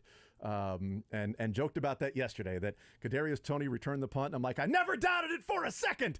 Yeah, KT, go do that, Joker. But this is pretty stark. If they're going to have the strategy of we are going to be aggressive and return it, they have to be much better in the return game than what they were last year. Yeah.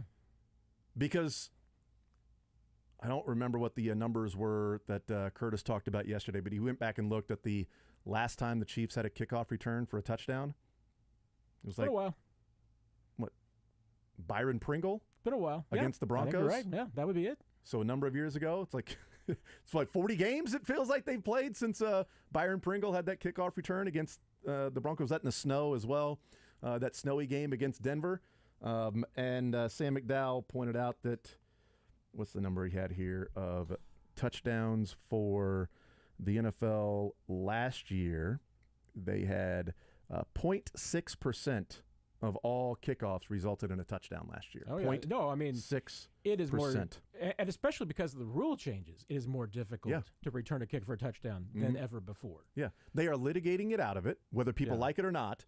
So if they're doing that and they're making it less advantageous for you to return, it would just simply be pounding your head against a brick wall and hubris to say, well, no, we're still going to do it, though. But we're still going to do it. And this is a very I say this is minor, but I don't think it's minor to the players. One of the things that gets lost in the conversation about the injuries and trying to protect the players that the coaches and the players say, and this is one of those things that actually swings towards the whole get away from the kickoff rule, is that this rule won't prevent the bump and grind that these players go through on the kickoff coverage anyway. Because they have done what they've tried to change the rules, as far as the spacing and how many players you can have in certain positions, because, they have wanted to cut down on the collisions and the contacts at midfield between two guys running at each other at full speed. So they've tried to get that away. But the players will say, what jostles you, what gets you is the grind, is the wear and tear. It's not the one-time impact of a blocker and a tackler colliding or a returner getting hit. It's the bumping each other, running downfield, covering the kick. That's not going to be eliminated because, like you've said, you've got to run until the whistle. Yeah. So all of that, trying to bump guys and slow them down and everything, all that head colliding is going to continue. Thank you to Adam Dravetta. He texted me, not the text line, but texted me personally, the bat phone, said 52 games. It's been 52 games since the Chiefs had a kickoff return for a touchdown. 52 games. A while. They've had a lot of offensive touchdowns in that time, though. I wonder how many of those we need to look at is how many of those drives last year that started inside the 25 did Mahomes still go ahead and take them down for a touchdown anyway? That's a great point. Because that dude had a lot of 88 yards, and a lot of those were after punts, I'm sure, too, were the situations. But I also, and I'm too old and addle-minded to remember the specifics, but I tell you what, I know there were certain situations last year where looking at the opponent's numbers and their typical strategy, that they went against the grain and forced the Chiefs to return some kicks because they knew the Chiefs' returns were terrible. Yeah. So teams that typically, for instance, would kick the ball out of the end zone or try to get some touchbacks, they were dropping the ball on the goal line or inside the 5 because they wanted the Chiefs to return kicks last year because they knew they weren't very good at it, especially early in the season. Yeah, you're not wrong about that. That is absolutely true. All right, we'll take a timeout. We'll come back. We'll continue rolling. We're hanging out with Matt Derrick. Also, should point out too, the last little nugget on this: of the 20 games that they played, they did have 3 games in which the overall kickoff return resulted in positive yards past the 25. Saying there's a chance. San Francisco, they actually had 28 more yards in those kickoff returns past the 25-yard line. They started at the 27, they started at the 29, and they started at the 42-yard line. They also started at the 21 time, and that was also one of the games where they started at the 25, so they had an even one. But they were plus 28 in that one. Cincinnati on the road, where, damn near won, should have won maybe, they were plus 23. They started at the 27. They started at the 30.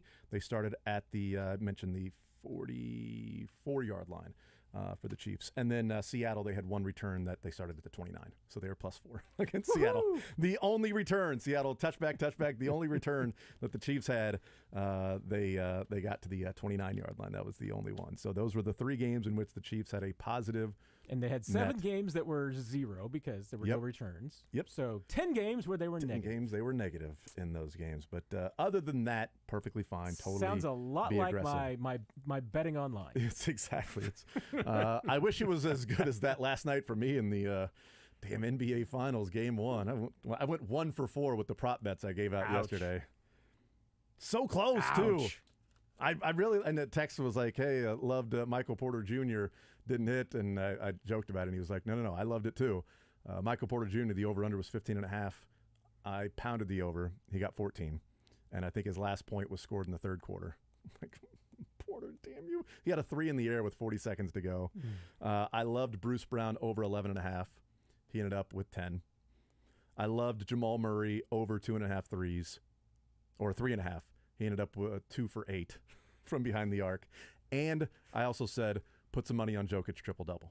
Nailed it. Yeah, batting 250, baby. That's the one that brings you back. And let me tell you, that's a golf shot. And let me tell you, everybody says when it comes to gambling, if you get a quarter of your bets right, you are winning money.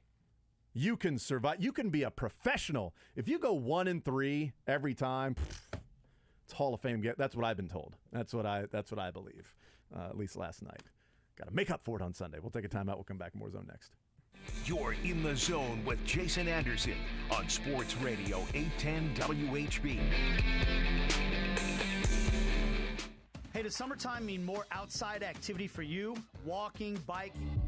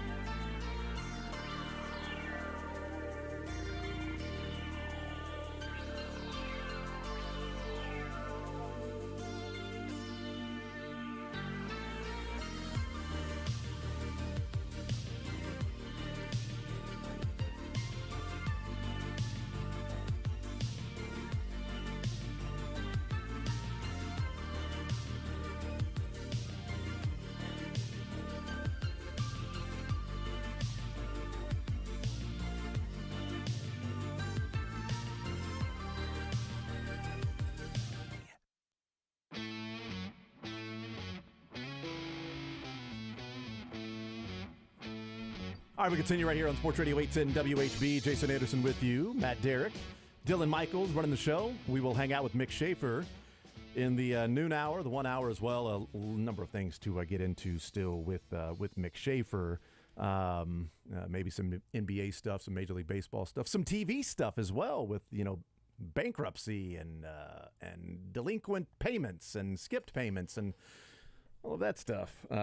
Matt Derrick, though, was hanging out with us. So one of the other things we heard, or, a number of things that we heard yesterday from Matt Nagy and Steve Spagnuolo, while we focused on Dave Toub, I did like what I heard about the secondary and him saying, these guys are getting in here, and especially from last year to this year, it's going to be night and day. It's going to be a stark contrast because of how good the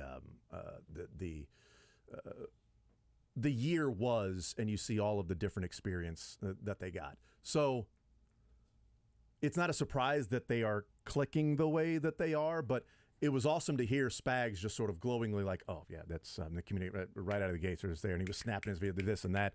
Right out of the gate, they're just sitting there, conversation, the communication, they're all on the same page, and it's just working. Because that was such a huge question last year, Matt, of what's the secondary going to look like, and there's no question about it this year. I mean, it's 1 year later. It's like all good.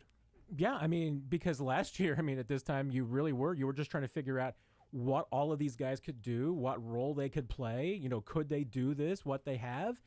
And now, you know, you feel pretty good. I mean, you've got 6 guys, essentially, that you know what you need to know about them.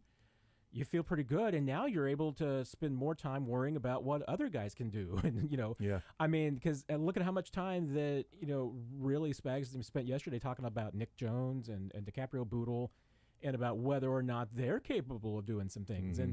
And the Chiefs will probably do some other stuff, too. I mean, you know, right now, because McDuffie and Snead haven't been out there for a lot of OTAs, means Jalen Watson and Josh Williams have been getting a lot of work, especially on the outside.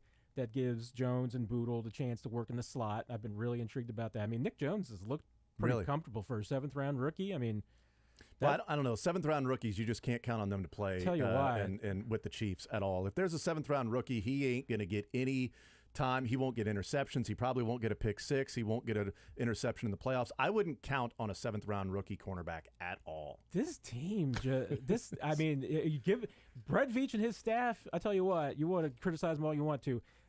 7th round and undrafted corners are like they're just gold. I mean, they find them anywhere. I mean, it doesn't matter. They seem to get the right guys, and obviously they're coaching them up well and everything. But no, I mean, that's the amazing part. I mean, and I mean, Nazeeh Johnson got a lot of credit from both Dave Toub and from Spags yesterday. Yep. So, when you're already talking about your cornerback room being 6 deep right now. And not worry. I mean, if you got some other guys that come along, I mean, you're not going to carry 8 corners. So, I mean, somebody's going to have to be on the practice squad you sneak through. Well, it's funny because... and you're going to get injuries, too. You don't want that, but it's going to happen. But this team's prepared for that. The wide receiver room and the cornerback room have so much competition and depth that if you're going to make the squad, you're going to earn it. If assuming, injuries and things like that, which may, work itself out. But you're essentially going to be in a really tough competition from now until final cutdown day if you're trying to make the wide receiver group as it currently stands. Doesn't mean that they have the high-end players, but just the depth and players that can be on the team and cornerback the same way as you're talking about. Those battles are going to be fascinating in training camp to watch and to study and to see who's got a lead and who doesn't. Yeah, I mean, Chiefs have 12 wide receivers in camp, and, I mean, I would say 4 or 5 that I would right now almost pencil a pen in on the roster. I mean, maybe a 5th one that you could say is maybe in pencil. But from 6 through 12, I mean, almost all of them could make the roster. Yeah, I mean, that's maybe 11 and 12 would have to have some really good camps. But the 10th best guy right now on this roster is in the battle for receiver. Matt, you have told me you can stay around and hang around for one more segment. Let's do it. Awesome. That is awesome. I appreciate it.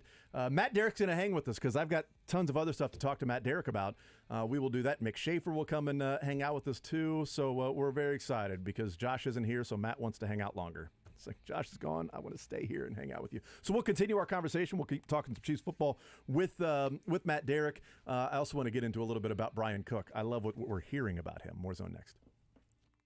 Hi, I'm Fred Ramsey. And I'm Mark Tobin. Hey, folks, if you're not busy Saturday mornings from 6 to 7 a.m., well, I hope you'll join us for the Midwest Outdoors, brought to you by Reed Chevrolet St. Joe. Join us and our expert guests, and we'll be talking about hunting and fishing, dog training. We'll give you tips, pass along stories, and most important, share some laughs along the way. That's right. We cover it all, from crappie to waterfowl, and we'll tell you how to cook it, too. The Midwest Outdoors, brought to you by Reed Chevrolet, Saturday.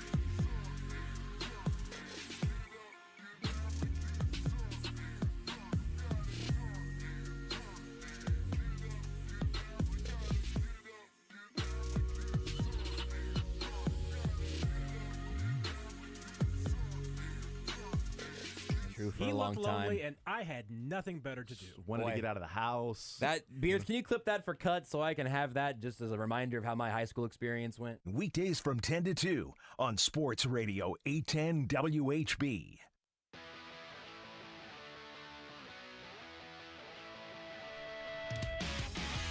All right, we continue right here on Sports Radio 810 WHB. Coming up in the next segment, we'll hang out with Mick Schaefer. Matt Derrick, kind enough to continue hanging out with us here on this Friday. It's been so long since I've seen you that, I just want to hang out with you longer. And I listened to you talk NBA for an hour by yourself. So yeah, let's get back into that. I need to do something to keep you in control here. Thank you. I appreciate that. Yes, let's get the thing back on the rails, okay? Speaking of NBA, I do like that ESPN is showing like the night that Nikolai Jokic had. And I totally appreciate also the different assists. They're going through those that they had. I really appreciate the shots they keep showing Michael Porter Jr. make. Like every other one, it's like Porter for three. Porter for three. Yeah, you missed them all. That was Jokic hitting a three, which by the way, I don't care what anybody says. I go back and forth with Jokic and Jokic all the time. But just like, hey, Porter Jr., here's another three. Porter Jr., here's a three. Oh, that's fun. Cool, guys. 913-912-4810 is the text line. So we heard yesterday Steve Spagnuolo talk about Brian Cook. And one of the things he said was that, he's a local guy. He's a vocal guy. He's bold. And he was impressed with how bold he was even last year. That, he said sometimes guys will like whisper out the play call or the adjustment because they don't want to make the mistake. And he's like, no, he says it. He's bold. He's loud. And if it's wrong, he's still going to say it with confidence, which goes along with what Nick Bolton said a couple of weeks ago or last week about Brian Cook, which was an amazing line. And he said, even if he's 100% wrong, he'll convince you he's 100% right. I love that. I absolutely love that. Now, in a game, if he's 100% wrong and he gets toast, you like that to be the case. I don't want that to be the case, but there is something about a player like that just shows up with as much confidence that, no, this is the call. This is my job. This is what I'm doing. It may be wrong, but I'm not going to question it. I'm going to be strong in my conviction of what I think we should be doing here, and I'm not going to start to be somewhere in the middle to where now I've got two or three people confused of what we should do. And I don't think, because Brian really comes across as a really headsy player too. I mean, that's why, when they're talking about him being wrong and believing it in himself still, I think that's a huge compliment from those guys. I mean, that's one of the things that they're saying, because what he's doing is he may be wrong in the moment, but he is confidently making the decision that he thinks is right with the information that he has. And that may not always be the case. I mean, maybe it's because there's a piece of information that you're missing. Maybe there's something you don't see. And he hadn't learned it yet. But exactly. So that's why, the more that he sees, he's going to get better at making those calls. And I don't see any evidence that he's going to shrink away from the responsibilities. And I saw the exact same thing that stood out with Brian Cook last year, because he was, from rookie minicamp on, the most vocal guy out there in the field. He was always talking. He was always saying, and we're not talking trash or anything like this. We're just talking about, calling out plays. Yeah. And, and saying, hey, this is your guy, or, hey, be here. You need to be here. I mean, he was confidently doing that from day one. And, I thought I saw a little bit different Brian Cook in the two OTAs that we've seen. I thought he'd been a little bit quieter. But I think that's because he's with the ones now. He's in that Juan Thornhill role. It's Justin Reed's job. I think it was, he saw it as his job to be the leader of the rookies last year. He saw himself as Justin Reed. He was Justin Reed of the twos. Yeah. And so once again, maybe I don't have complete information because I've only seen 2 out of 6 OTAs. These guys have seen a lot more than that. Yeah. So maybe he's being a lot more vocal when we're not there. But I think that's good. Because, hey, Justin Reed is the captain. That's the guy back there that's going to be making the calls for the secondary. So, yeah, I think you do defer to him a little bit. But I also don't see Brian Cook backing down. He is definitely that same aggressive guy, and that's one of the things the Chiefs love about him. A year ago at this time, one of the conversations we were having was about the secondary. Who's going to step up? Who's going to play that spot? Should they sign somebody else? Do they need to bring in a veteran? They've got, first rounder in McDuffie and then L'Jarius Sneed. Charvarius Ward was a 49er, still is, but at this time last year, it's like, all right, he's a 49er. It's Sneed and it's McDuffie. And then got Fenton I mean, Boodle, you got this 4th rounder in Joshua Williams, but he's, from a smaller school. The competition level is a massive step up. You got a couple of 7th rounders in there that you're sort of throwing numbers at, but they got to go out and sign somebody else. You've got Justin Reed, a brand new safety. You got Deion Bush, who's going to be new. You're moving Tyrann Mathieu out and bringing in somebody else that's going to be in charge of those calls that hasn't been in the system before, that it's going to be tough for this year and an adjustment. And what we saw last year, that, there were growing pains, certainly. And as we sit here this year, we don't have those same questions because those questions were answered with, essentially flying colors with how the players played. Did we make too much of Tyrann Mathieu is so invaluable because everybody's in the right spot when he's out there. And yes, he may get beat here or he's lost a step there. And I was ready for them to walk on him as well, to move on from Tyrann Mathieu because there were too many business decisions that were made by him. But did we overblow he does so much for the room and everybody's in the right spot every time? Because that was a huge question as to, are they going to get burned? Are they going to be out of position? Is Justin Reed going to know where everybody's supposed to be? He can be smart as he wants, but Spags' defense is so intricate and so complicated. And a bunch of new guys went out there and played like they did, and there's zero question about it this year. I don't think that we overplayed it because I think that the way that they replaced Tyrann Mathieu and the way that they rebuilt that cornerback room was very deliberate. I mean, bringing in Justin Reed was very deliberate. I mean, that was probably the one specific guy that you needed to bring in.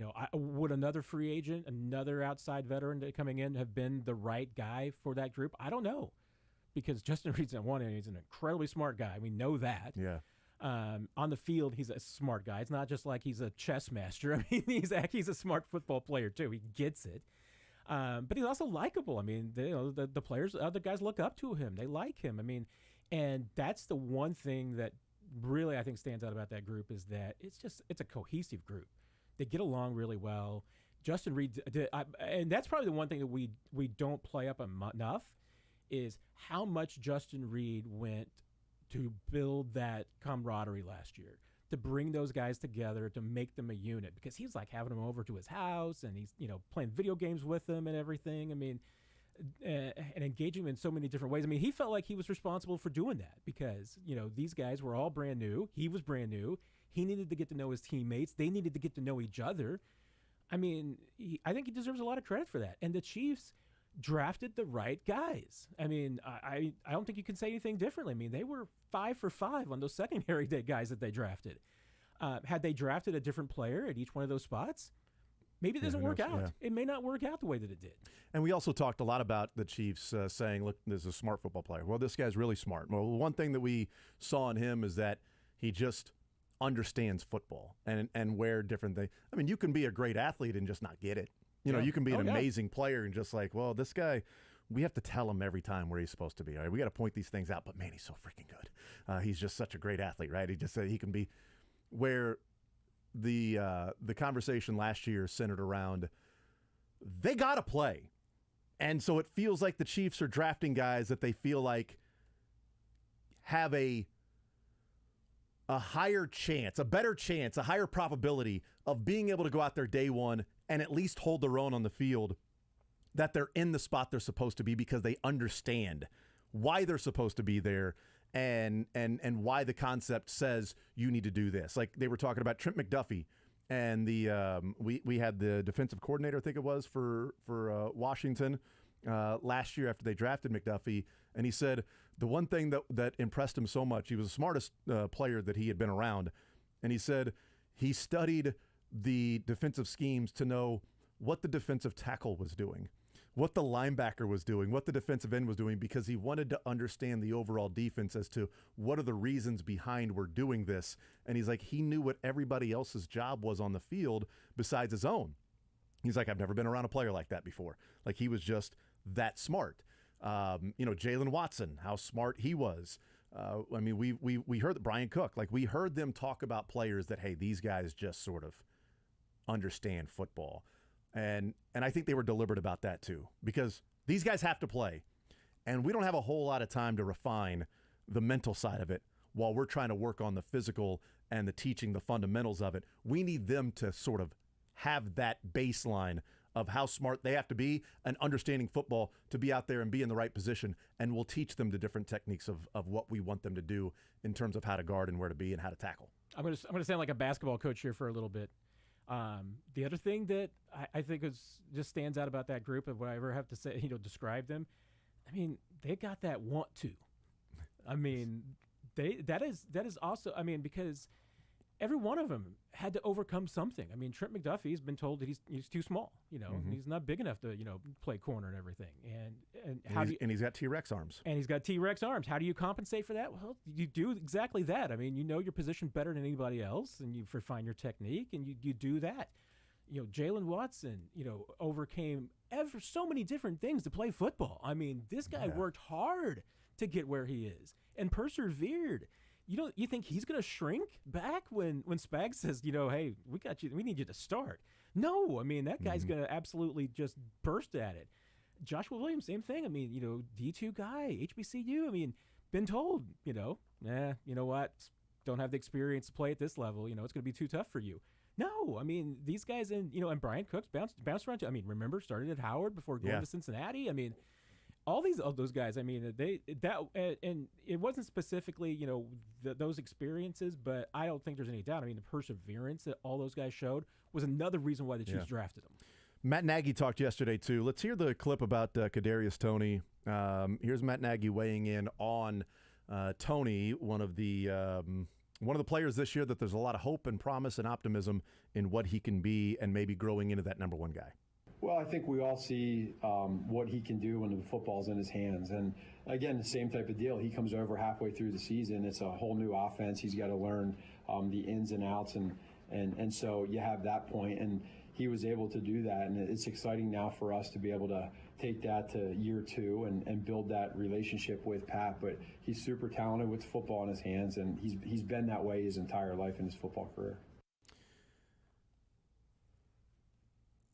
I don't know the last player that the Chiefs had that it felt like there was a wider variance of what his season can be, of what type of player and an impact he can make. How, from being a number one receiver, being somebody that can be just a difference maker with the fact that he's on the field, to he played 3 games. Like, I don't remember the last player like that for the Chiefs. They've had some guys that were like, oh, you hope he can, improve or he can be a little bit better. But Tyreek Hill had a high ceiling, and he got there.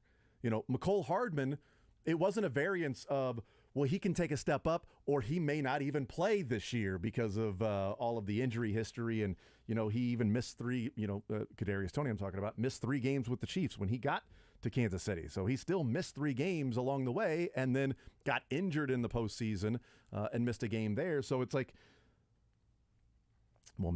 didn't miss a game. He got injured in the Bengals game. He played in that game, but still got injured in that one. Do you remember a receiver with the widest variance of what he could be at his max, being a number one receiver and the reason he was a first-round draft pick and a true difference maker, to, yeah, he's a nice guy, put the ball in his hands, he can do some certain things when he's healthy, but even in games that he was healthy, he had a couple games where it was 1 target, 2 targets. Is there anybody that comes to mind that feels like is such a huge X factor in this wide receiving core? I mean, it's a great question because, I can't think of anyone specifically that I've covered, but the crazy thing is that I think the Chiefs have like 3 or 4 guys in this receiver group. I don't know if that that's a good that thing. Same category. It's probably not a good thing. I mean, because you what you're describing there, I think fits Kadarius Toney to a T. I think it also fits John Ross to a T. I think it fits Justin Ross to a T. I mean, there's 3 guys that, you could put. But those last 2, they're not saying, hey, this is somebody that they're kind of counting on to be. Slow your roll here because sorry, John Ross. They're not good. Justin Ross. John Ross. Yeah, they're lower expectations. Yes. Justin Ross is wide receiver 1. I mean, until proven otherwise, he's better. He's wide receiver 0. Okay, and then there's a different category for everybody else. You've got Justin Ross, and then everybody else needs to figure out who's getting the second most targets. Yeah.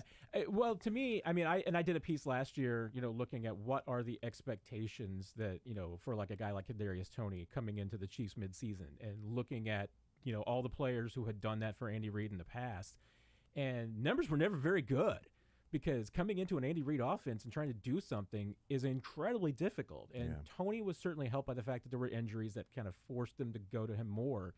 But even still, I mean, with the limited production he had, that was pretty remarkable.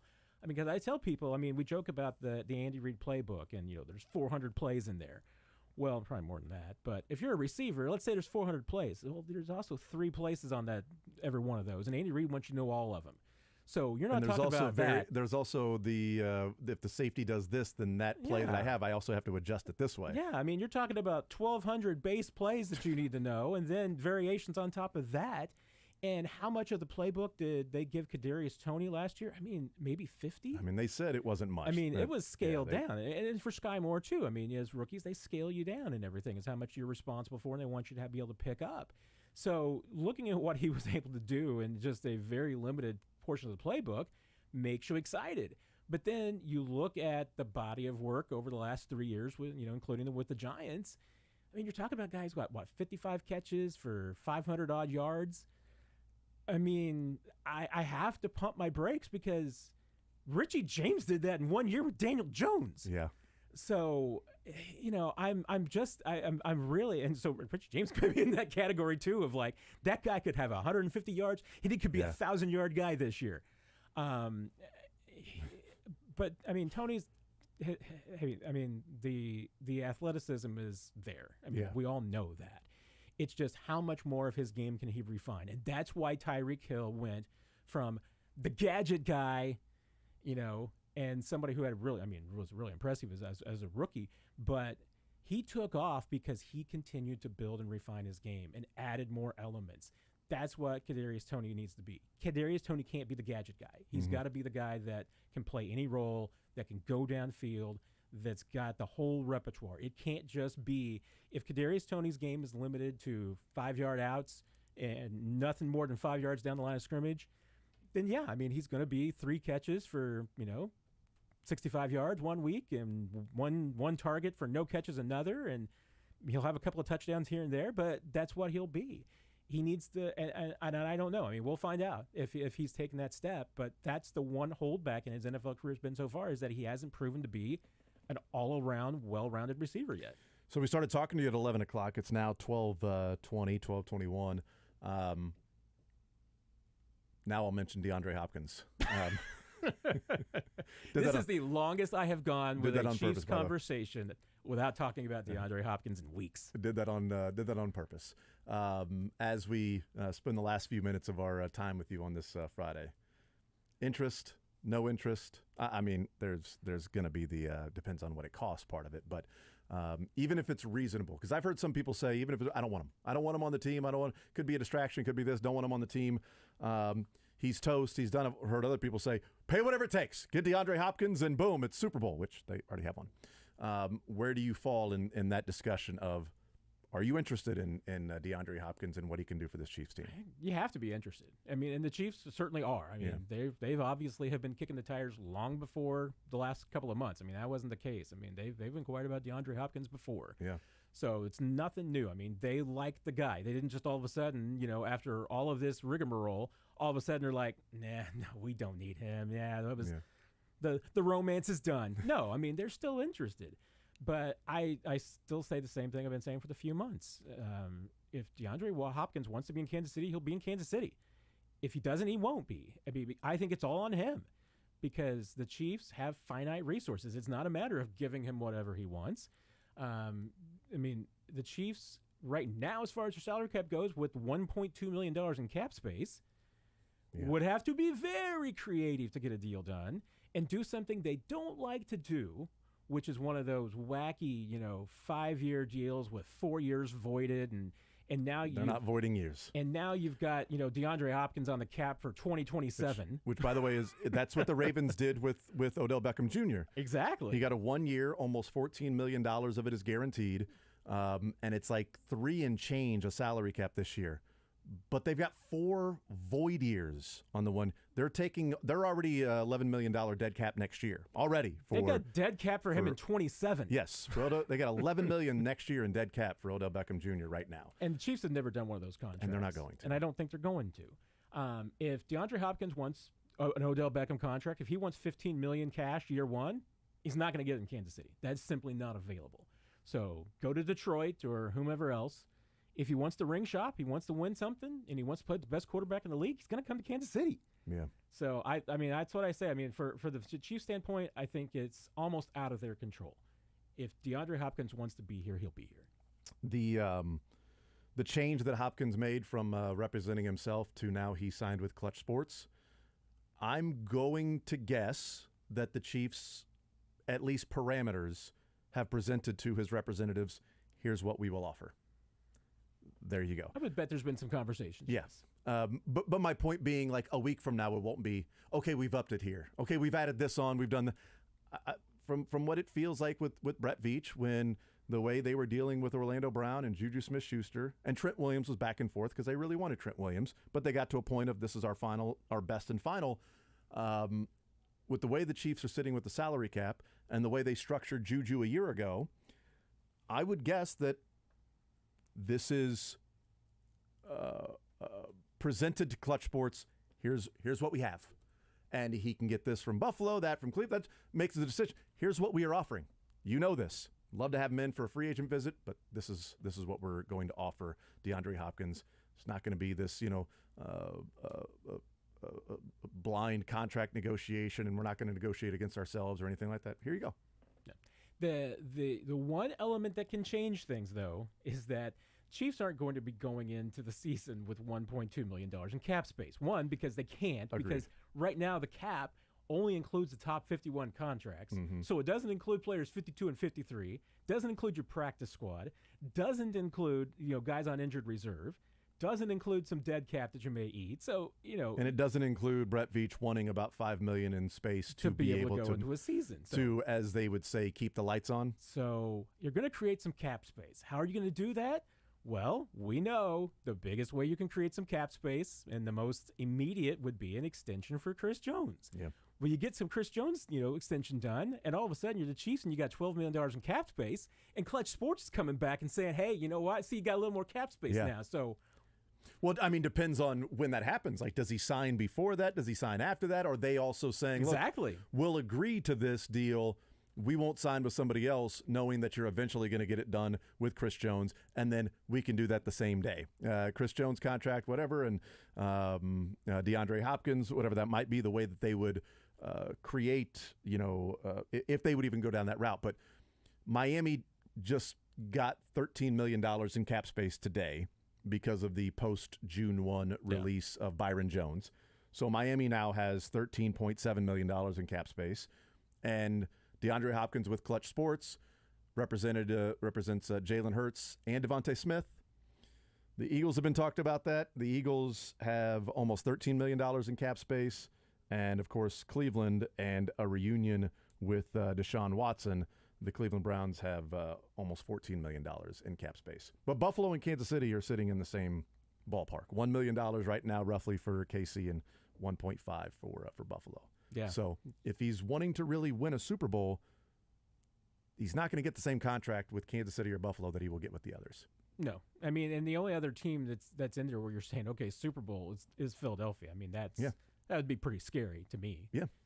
And it's the same representative of, that he joined with some other guys that are there. But does that matter? No does offense, but I just don't think in December, Skylar Thompson throwing the ball to DeAndre Hopkins is going to be that big of, that worrisome. No, but that's the point, though, is when Skylar Thompson is throwing the ball, you'd rather have Hill, Waddle, and Hopkins to throw the ball to. that would be trouble. Rather than just Hill and as Waddle much trouble for the backup quarterback to throw the ball to. That's exactly right. Matt, you're the man. Appreciate it as always. Again, congratulations, dude. It is awesome. It's great to to see you, and it's great to see less of you as well. Always love that line. I always love hearing you say that, man. That's right. Matt Derrick, Chiefs Digest. Go check it out. He's got a couple of interesting pieces there. One on the special teams and how Dave Toub's saying it's going to be better right away.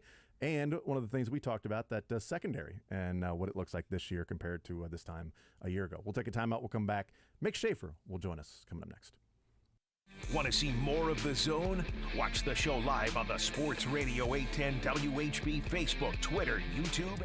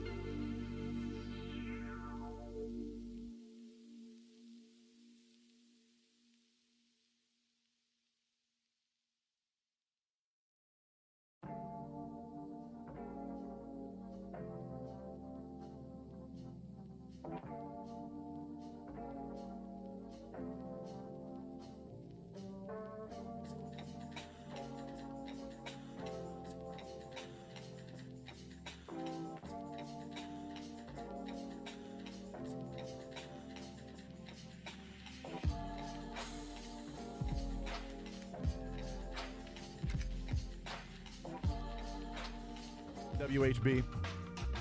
Jason Anderson, Dylan Michaels. We had up until 2 o'clock on this Friday edition of the show. Thank you to Matt Derrick. Overtime for Matt Derrick today. Usually from 11 to noon, but he hung out just a little bit longer with us because he's such a nice guy. You know, we can't find anybody to hang out with us for like an hour and a half. Nobody. We can't find anybody to do that for like more than that caliber or that character. Certainly not on a Friday. It's like the more weight he loses, the longer he can stick around. More stamina. Makes sense. More stamina. I mean, right? The less of him there is, the more of him there is. Wow.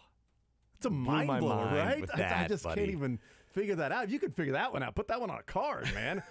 Crazy. But in all seriousness, it is awesome what he tweeted out yesterday. And he said the first time this century that his weight has started with a 2. Awesome. So, and I told him he looks well below that. Well, he's 7 foot, so it's very tall. It's a very tall individual. Very tall. Yeah, good for him. And it's about time Andy Reid made a comment about him losing weight rather than Andy Reid making comments on the flip side about he and Matt being kindred spirits. Just like, look at us too. I know the give and take with Dr. Pepper, Coca-Cola, or whatever. That's I grew up drinking it like it was water. Like in our house, it was either iced tea, which was sweet tea. Sweet tea, it wasn't just or Coca-Cola, right? And there was no like, what about the nutrition? That was never asked. We didn't know to ask.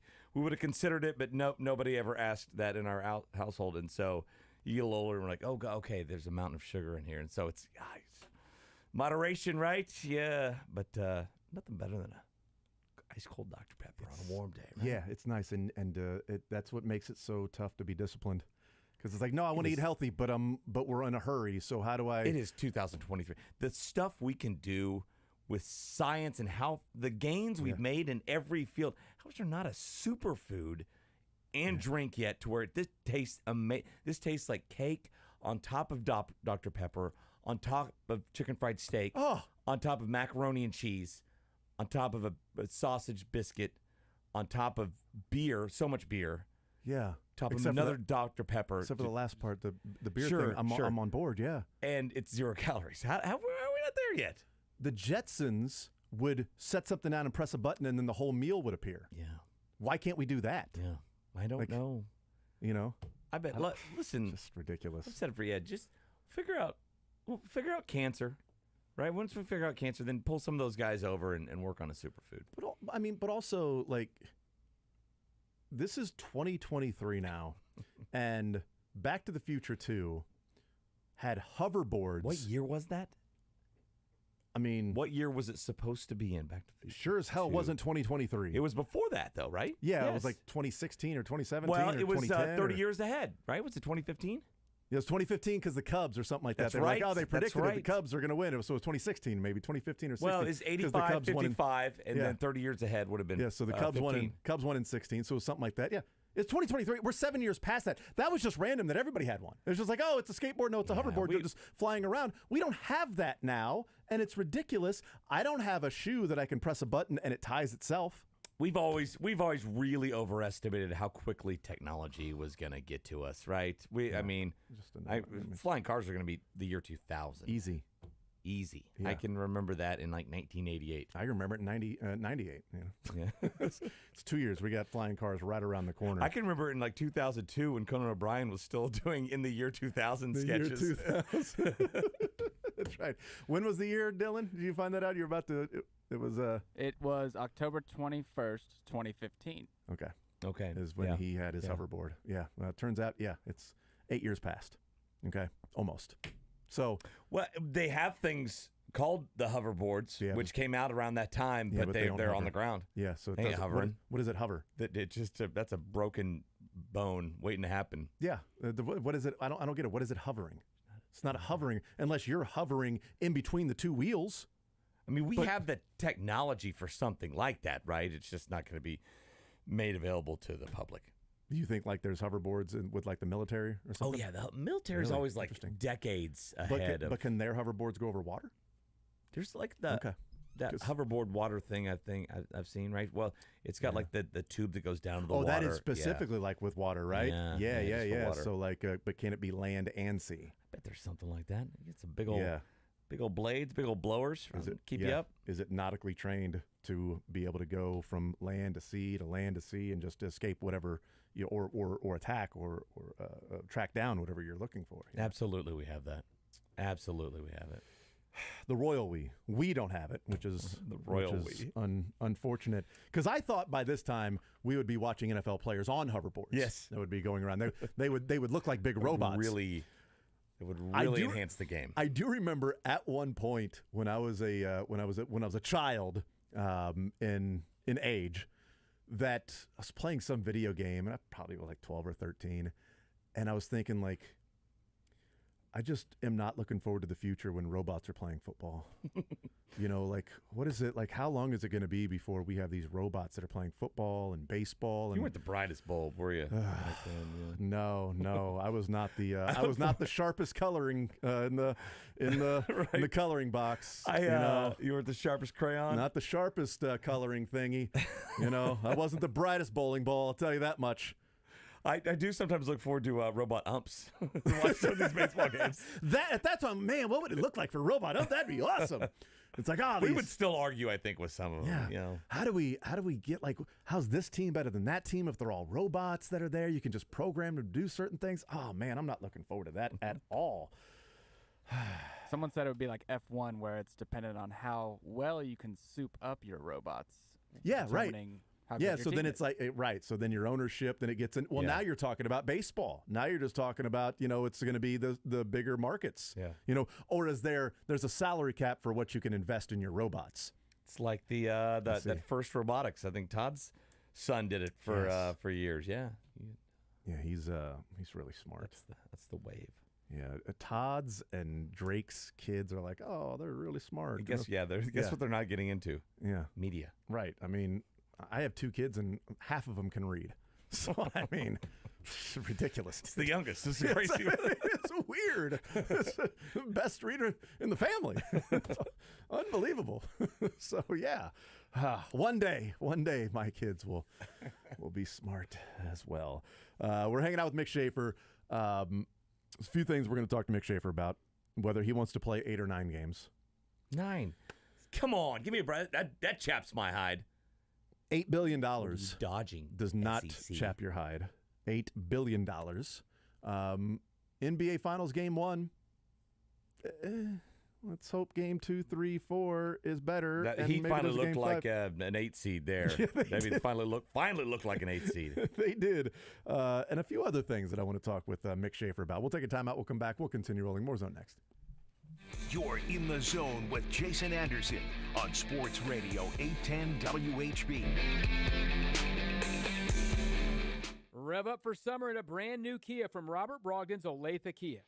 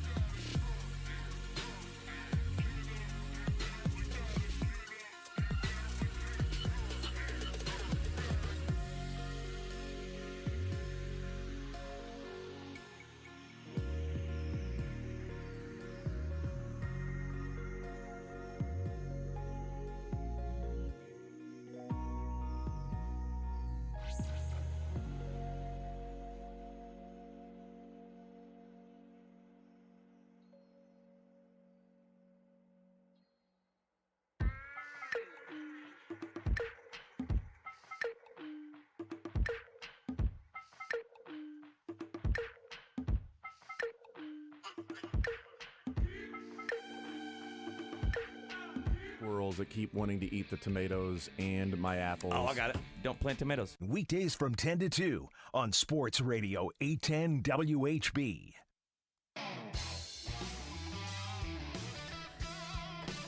Got those tomatoes growing right now, Mick. Tomatoes are a-growing. Are they big, plump, and red? They're not red. They're green, but they are certainly growing.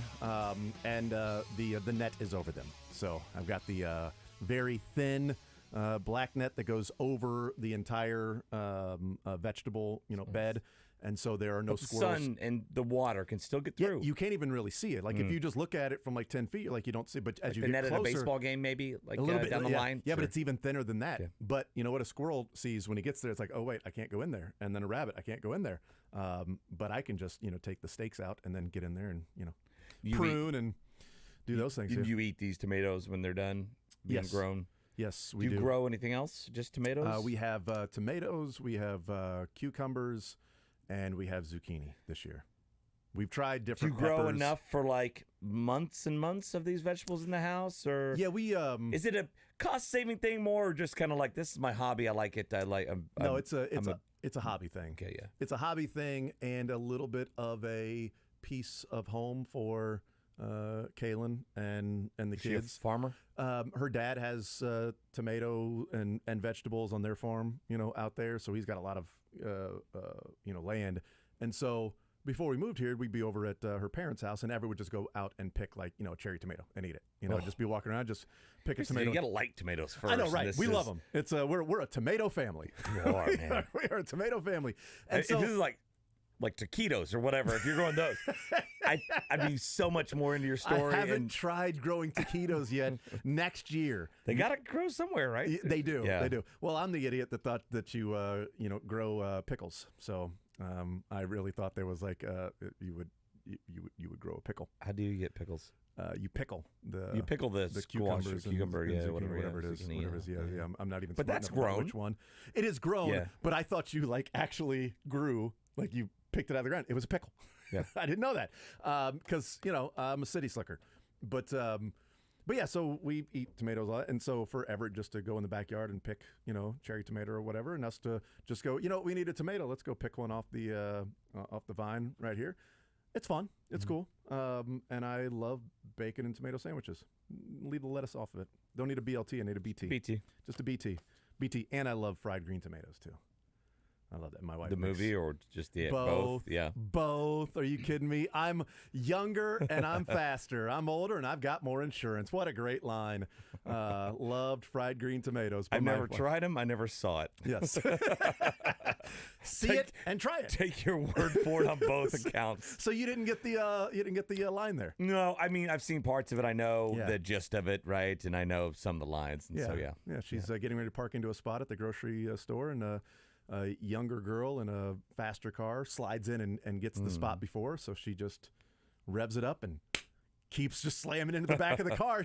What are you doing? So yeah, it was fun because the girl got out of the car. She's like, sorry, I'm younger and I'm faster. So she just ran to the car. I'm older and I've got more insurance. That's pretty good. It's a great line.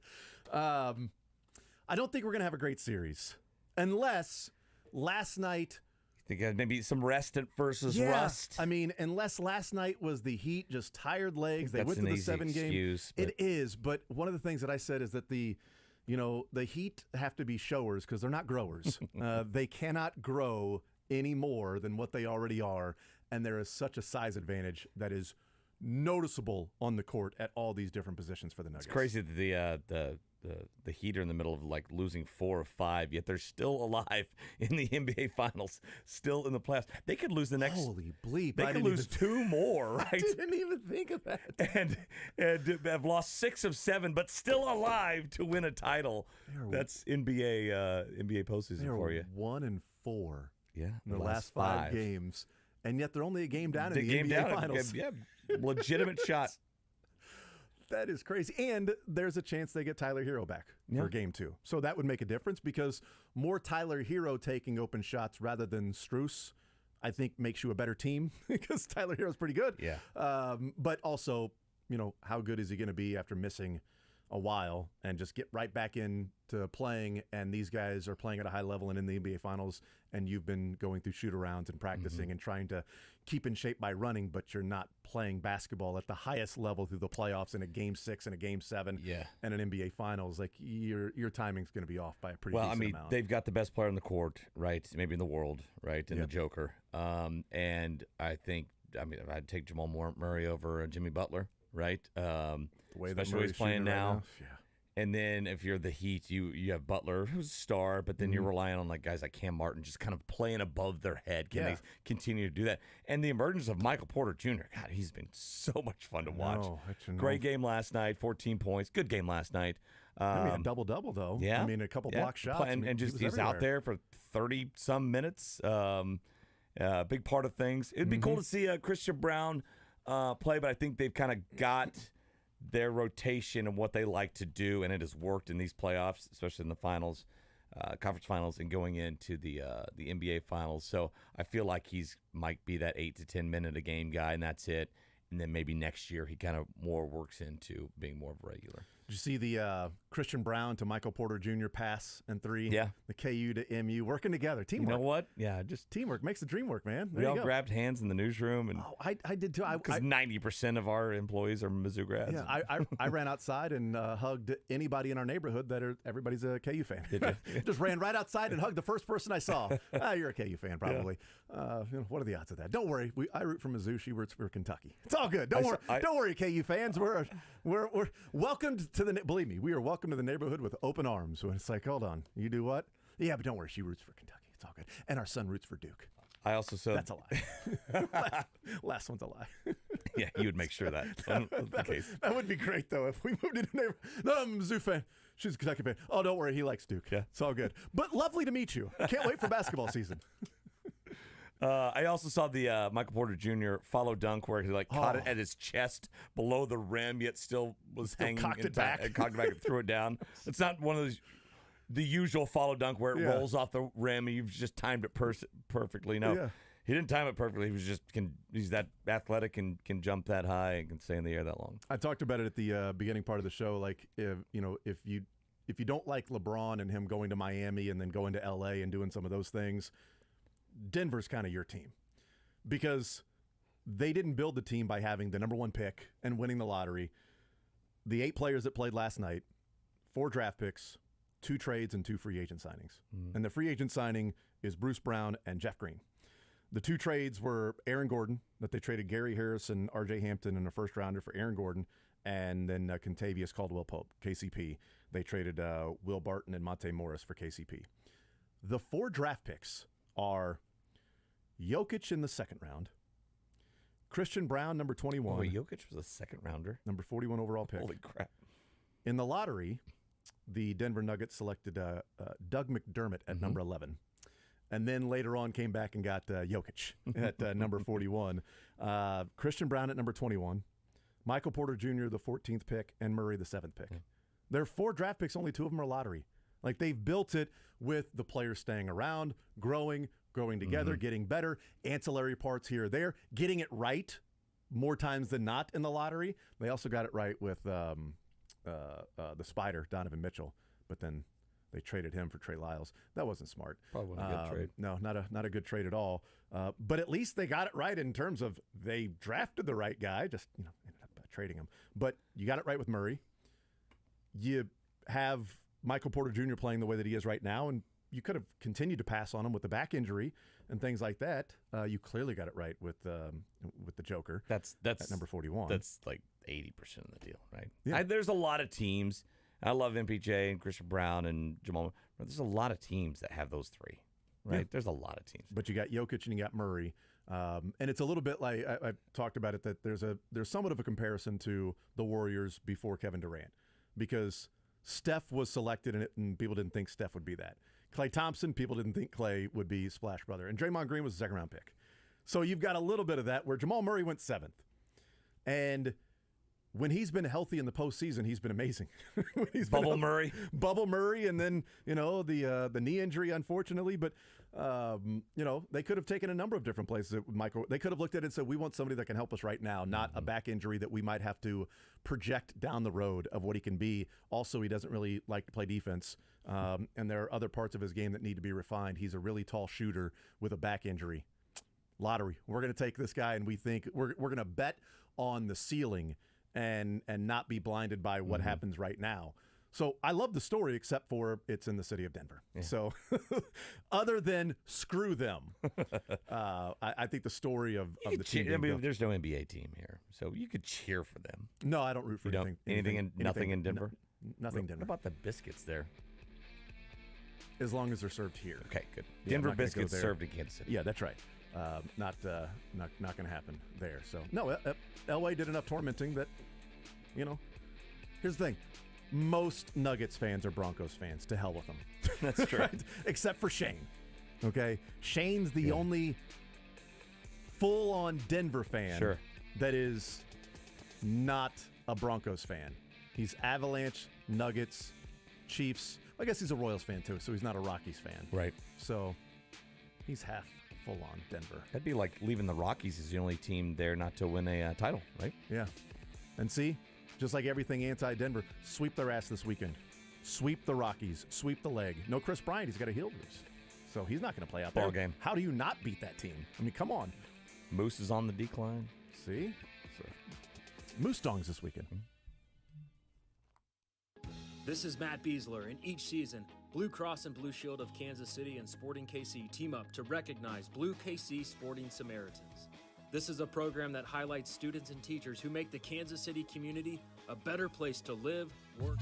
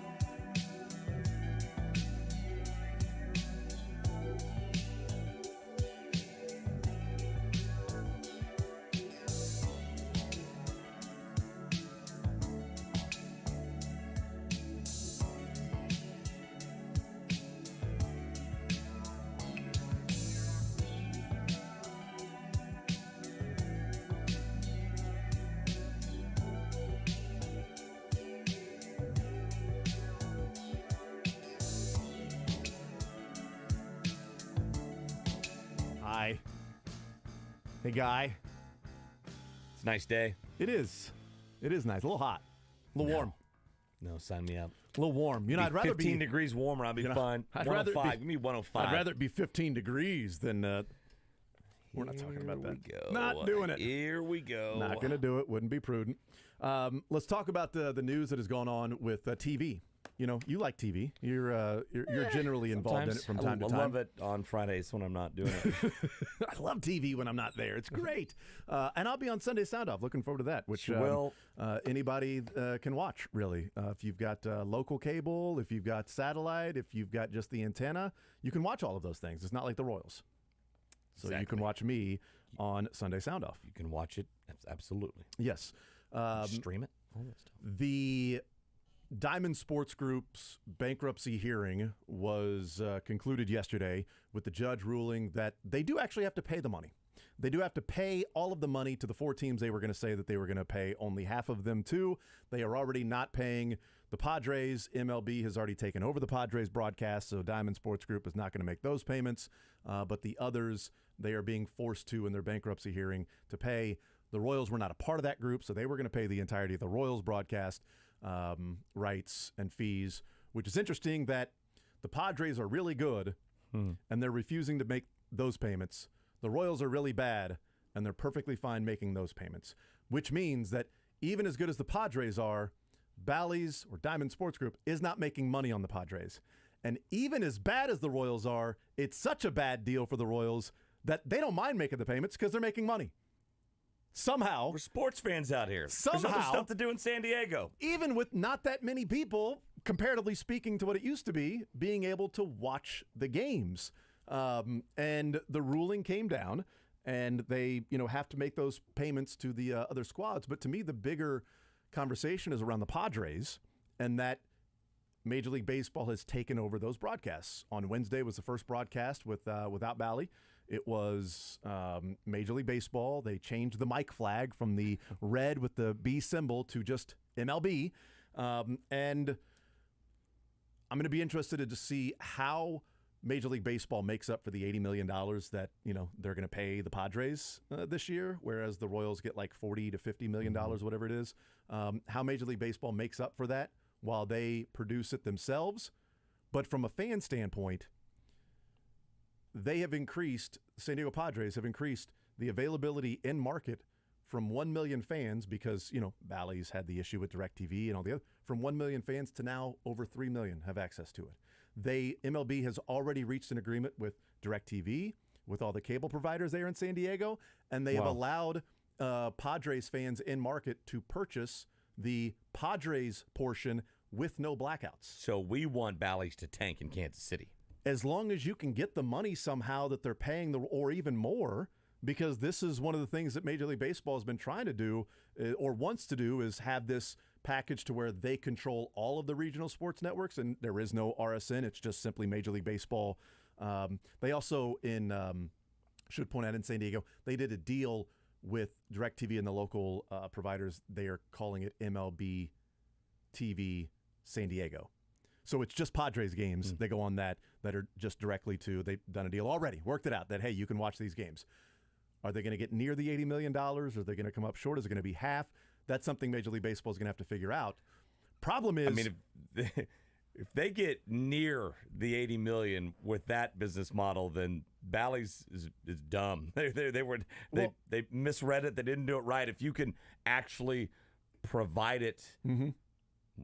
For free, right? It's gonna be on all these providers. Yeah, because if you already have cable, now you get it for free. 3 times the amount of fans and get about the same amount of money, then they struck a bad deal. I doubt they can get to that. But you're also charging more then. I mean, if you're now reaching 3 million instead of 1 million, you can charge more for the advertising, for the commercials. In theory, if you're saying, well, now because if you're Bally's, it's like you're selling commercials, but you're not selling commercials to people that don't have DirecTV, to people that have different cable providers, the people are online streaming. If you've got YouTube TV, then, you're not just simply watching it. Plus, you can't purchase MLB TV package if you live in market because it's blackouts. The plan, what Major League Baseball wants to get to, is that all 30 teams would be available on MLB TV, no blackouts, but all 30 teams would have to agree to give up their contracts in the regional sports networks. Yeah, right. All this stuff. And the Yankees are probably some not of doing that. There's a lot of them that it's very lucrative. There's probably zero. I mean, the Yankees and Red Sox make so much money on their regional deals that we're talking about, can MLB get to $80 million for the Padres? Can they get to $200 for the Yankees? You know, something absurd or whatever it might be. I don't even know what the contract is for the Yankees, but it's dumb, especially compared to what the Royals are getting. And especially if the teams say, well, yeah, but if we're going to start sharing this money here, that's going to be in a collection to everybody. No, we're going to keep our own local TV deal. Sorry, we're not going to agree to do that. Because if you take away the blackouts, then if you've got YouTube TV or you've got another provider, you can pay for MLB TV package, get all the games, including the Royals, if you want to do that. Plus, if they have the smart, you can have a specific local team package. Yeah. All right, here's $180 for the entire season for MLB TV, or you can pay $60 for just one team. Now, it would probably make sense to go and pay the $180 if you can get every single game. But if you just want the one team that you want to watch and that's it, here's $60. You don't have it on whatever streaming or whatever. You can watch that, and anywhere you go, you can watch them. You don't have to be in market or something like that, because the in-market blackouts are dumb. They are dumb, and it's for the RSNs to be able to sell the It's no bigger advertising. slap in the face than that to fans. I mean, that are right there, right? I mean, you're charging so much for parking and tickets and everything, and hot dogs to get in, and people, first of all, have to give up their spare time to go and do that. And then when they just want to sit down at home, watch a game, you can't do it. I just don't know how lucrative it can be for MLB. And is there a way to where you can get to a point that, man, I don't even know when the contract expires for the Royals, but, you know, next time the contract, because they re-upped with Bally's in 20? Yeah, maybe they're watching MLS right now, right? And seeing how that Apple TV thing's going to go. So it's going to be anywhere from 6 to 8 years, I guess, options and things like that. So starting with 2020. So 2027 would be the last year if you go all the way out to 8 years, because 2020 was the first one. So 2027 being the last year.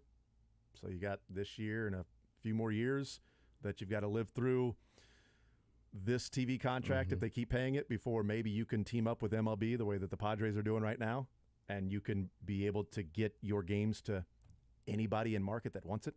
I mean, everybody that lives in the area there in San Diego can watch a Padres game now, where if they have 2 days ago cable or YouTube TV streaming, whatever, because now they're allowed to purchase it with no blackout. So if you have YouTube TV and MLB didn't do a deal with YouTube TV specifically, but if you have that, they are now allowing you to, here, pay $25 and you get the Padres games and no blackout. Yeah. Oh, okay, cool. Where Bally's was going to charging you $20 per month to be able to stream that, when it's the Royals, probably not worth it. Padres, other teams might be worth it, but I mean, can it be a business model that some of the teams can use? Because right now the business model is you are losing fans because you're losing a lot of games. And when you don't have the access to provide the product in the homes of the fans, because they're not going to your ballpark, right? They're not showing up there, then you find something else to do. Because out of sight, out of mind, man. Yeah. On a Friday night against the Rockies, you can't watch the game. You're going to go to a bar just to watch the Royals game, or do something else. You're going to do something else. And the access should be there. Like, we shouldn't have a world now where every single game is televised, yet a third to half the population locally cannot watch it. Yeah. It's crazy. And I mean, with everything streaming now and all the services and everything, there's already that hurdle of like, okay, it's a little harder to find what I want to watch, you know, right? There's no to change the channel now, right? So to speak, it takes a little bit, right? Before it was, just hit the channel up button, bam, bam, bam, bam, bam. Right now it's everybody. You gotta know your remote. You gotta have found your remote, and you're getting out of one app and going into the other, right? And even if you're going inside of YouTube TV and you're switching around, you gotta get to that guide. You gotta scroll down and everything. It takes a little bit. And so if you add on top of that of getting another app, paying for it and all that, it's just people, like you said, people don't want to do it. There's plenty of other things out there that can occupy our time that are cheaper. Which is great that, MLB isn't just simply saying to the residents of San Diego, hey, we'll allow you to purchase the MLB TV package and you can stream the games. There won't be a blackout. No, we're going to go and work with the local cable providers there. We're going to do a deal there. We're going to create a TV channel for you that's going to be there just in market, so you don't have to go and pay for MLB TV. If you're already paying for your cable subscription or satellite non-direct TV, then you got it. If you're streaming and we don't have to deal with that, you can then pay for the MLB TV package and you can watch it, because that should always be an option. It should be an option for Royals fans in Kansas City to pay for the MLB TV package and not have Royals games blacked out. It shouldn't be that you can't watch baseball in Iowa. Like, the Field of Dreams is in Iowa. Right. But it's not heaven or hell. It's just, purgatory. It's just, is this Iowa or is this heaven? No, it's not even baseball. You can't watch baseball actually here. You know what, Shoeless Joe, go away. Go away, just disappear. There's no baseball here. Actually play Major League games now in Iowa at that field. You can't watch it. Game. What are the games you can actually watch if you are in Iowa? ESPN games? Yeah, I mean, that's it, because Minnesota, Milwaukee, Chicago, Royals, Cardinals, Tigers, I think, maybe are a part of it. I don't know that the Tigers are. But that's 5 teams. And if those 5 teams are playing games against other teams and not each other, that's 10 teams you cannot watch. Wow. 10 baseball. That's a third of the entire Major League Baseball that you can't watch. And they have the dumb rule about every single part of soil in the country has to be a local market. Yeah. So in the middle of Montana. Wait, hold. The Mariners? Mariners. It could take you 10 hours to drive there, but you can't watch a Mariners game because you're part of the home market for Seattle. You're 10-hour drive away, but you cannot watch them because every part has to be somebody's home market. It is so archaic. And now for the people that are working, the same broadcasters that MLB just took over, same people. It's going to be the same trucks, the same people inside the trucks. It's going to be the same announcers, different mic flag. There are some that were maybe contracted. Package. Yeah, there were some that were contracted specifically through Diamond Sports, like some that were camera operators or stringers or things like that I don't know what they're doing there. That's not the direct crossover the broadcasters are. So I would worry about it for those employees that would be like, well, bleep that, dude, because I'm out of a job. Doesn't mean Major League Baseball is going to hire me. I'm a contract laborer. They can go hire somebody else that might be cheaper. I've got this deal with Diamond Sports Group or Bally's or whatever. But the broadcasters would be the same. Yeah. A lot of the same people that are doing the games now for Bally's Sports, we're doing it for Fox Sports Kansas City. Yeah. We're doing it for RSTN 20 years ago. That's right. RSTN, that's right. So from that standpoint, then it would be preferable if Bally's would just not pay the Royals. Because it ain't like they're getting crazy amounts of money. But what it would do is it would at least offer local fans to be able to watch the damn game. I mean, it's been 2 years, 3 years, 2020 season, it's been 3-4 years that we've been having this conversation about Royals fans not being able to.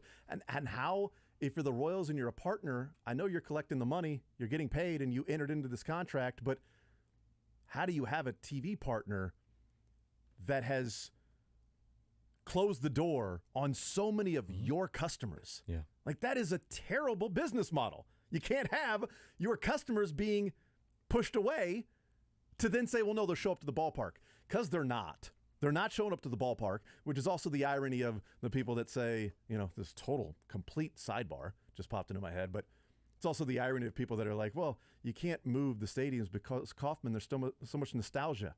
It's great. Well, you're not going there to enjoy the nostalgia right now, okay?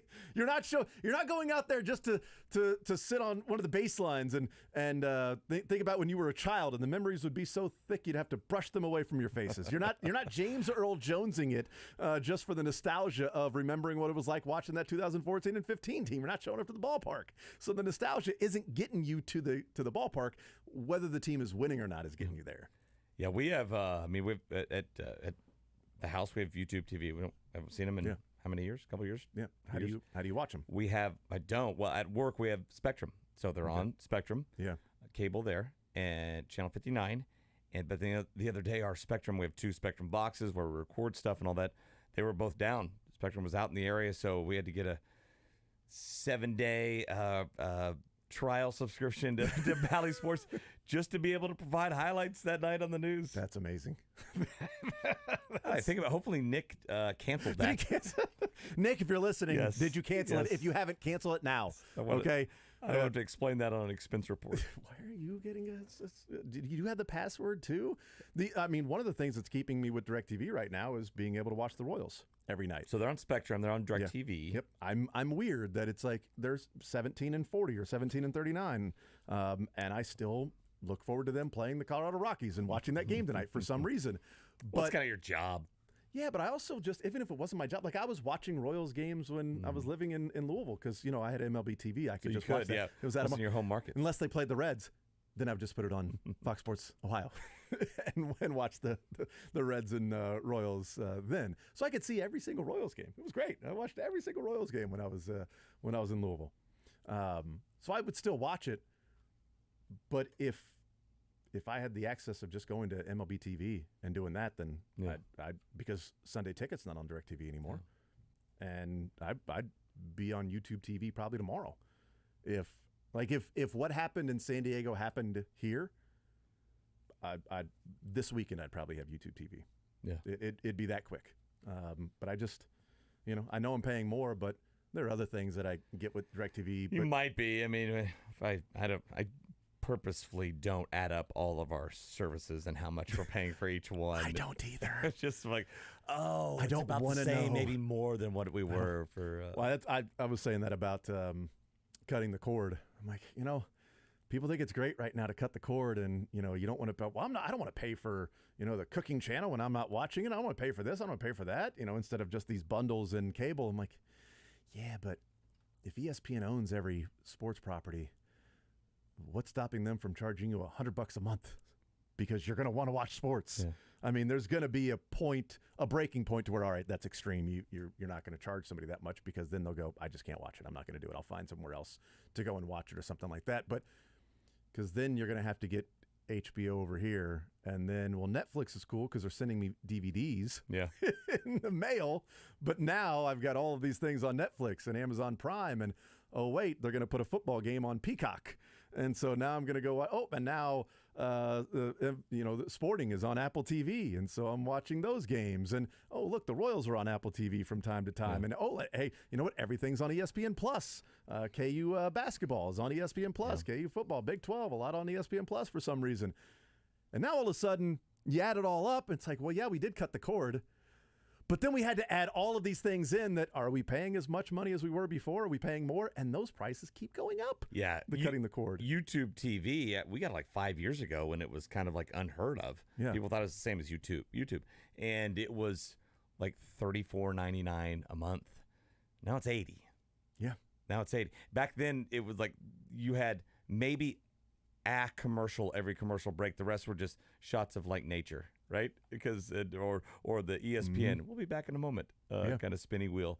Now the ads are the same as basically as regular, satellite or cable TV, and so it's changing. It's funny. It's like maybe all those cable companies from 20 years ago are be like, okay, see, we weren't defrauding you, we weren't fleecing you. This is basically us. We were getting by. This costs money. We did this for you. Yes. We took care of all of these things for you, okay? Yes, we ended up charging you more as the years went on and things like that, but probably not as much as, hey, Amazon Prime's now more. Oh, hey, Netflix is now more. Oh, Hulu, they just increased their rates there. Oh, Disney Plus, we're going to charge you a little bit more. Oh, HBO Max apparently is just Max now, but we're going to charge you more because, wait a minute, wasn't HBO the brand?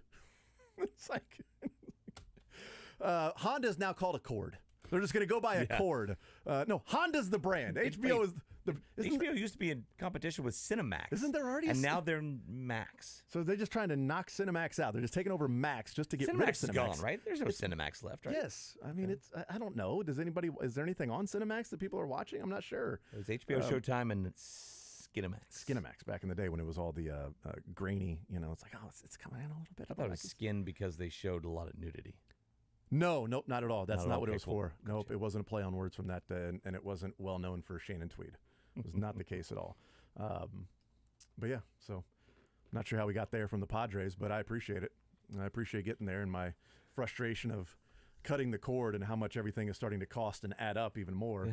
Now it's even more for me because I haven't cut the cord with DirecTV. So having every channel there and then all the other streaming, it's not smart. Not smart at all. We could probably,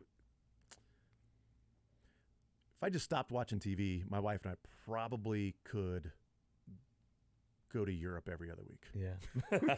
We could probably be like Josh and Renee with all the TV stuff. It's a write-off. Not that much, though. Not that much of a write-off. Do you write it off? Can you write it off? Yeah, I use it for work. Okay, there you go. Nice. Because not only am I watching sports, but there's also pop culture that I'm keeping track of on the air. Yeah. So when people talk about Ted Lasso, how am I supposed to talk about Ted Lasso on the air? How am I supposed to talk about Succession on the air? It's my job. I've got to do those things. So yeah, it's a write-off there, but not like I'm getting much of a break from that standpoint. We'll take a timeout. We'll come back. I do want to talk a little Chiefs football with Mick Schaefer, and also 8 or 9 games, the decision. They were talking about that at the coaches meetings with the SEC. They have decided on 8. It's all about money. It's all about the almighty dollar. I promise you, if this was going on, I'll tell you what this is. If this was going on, they would be playing 9 games next year. We'll do that on the other side of the break. More Zone next. Want to see more of The Zone? Watch the show live on the Sports Radio 810 WHB Facebook, Twitter, YouTube.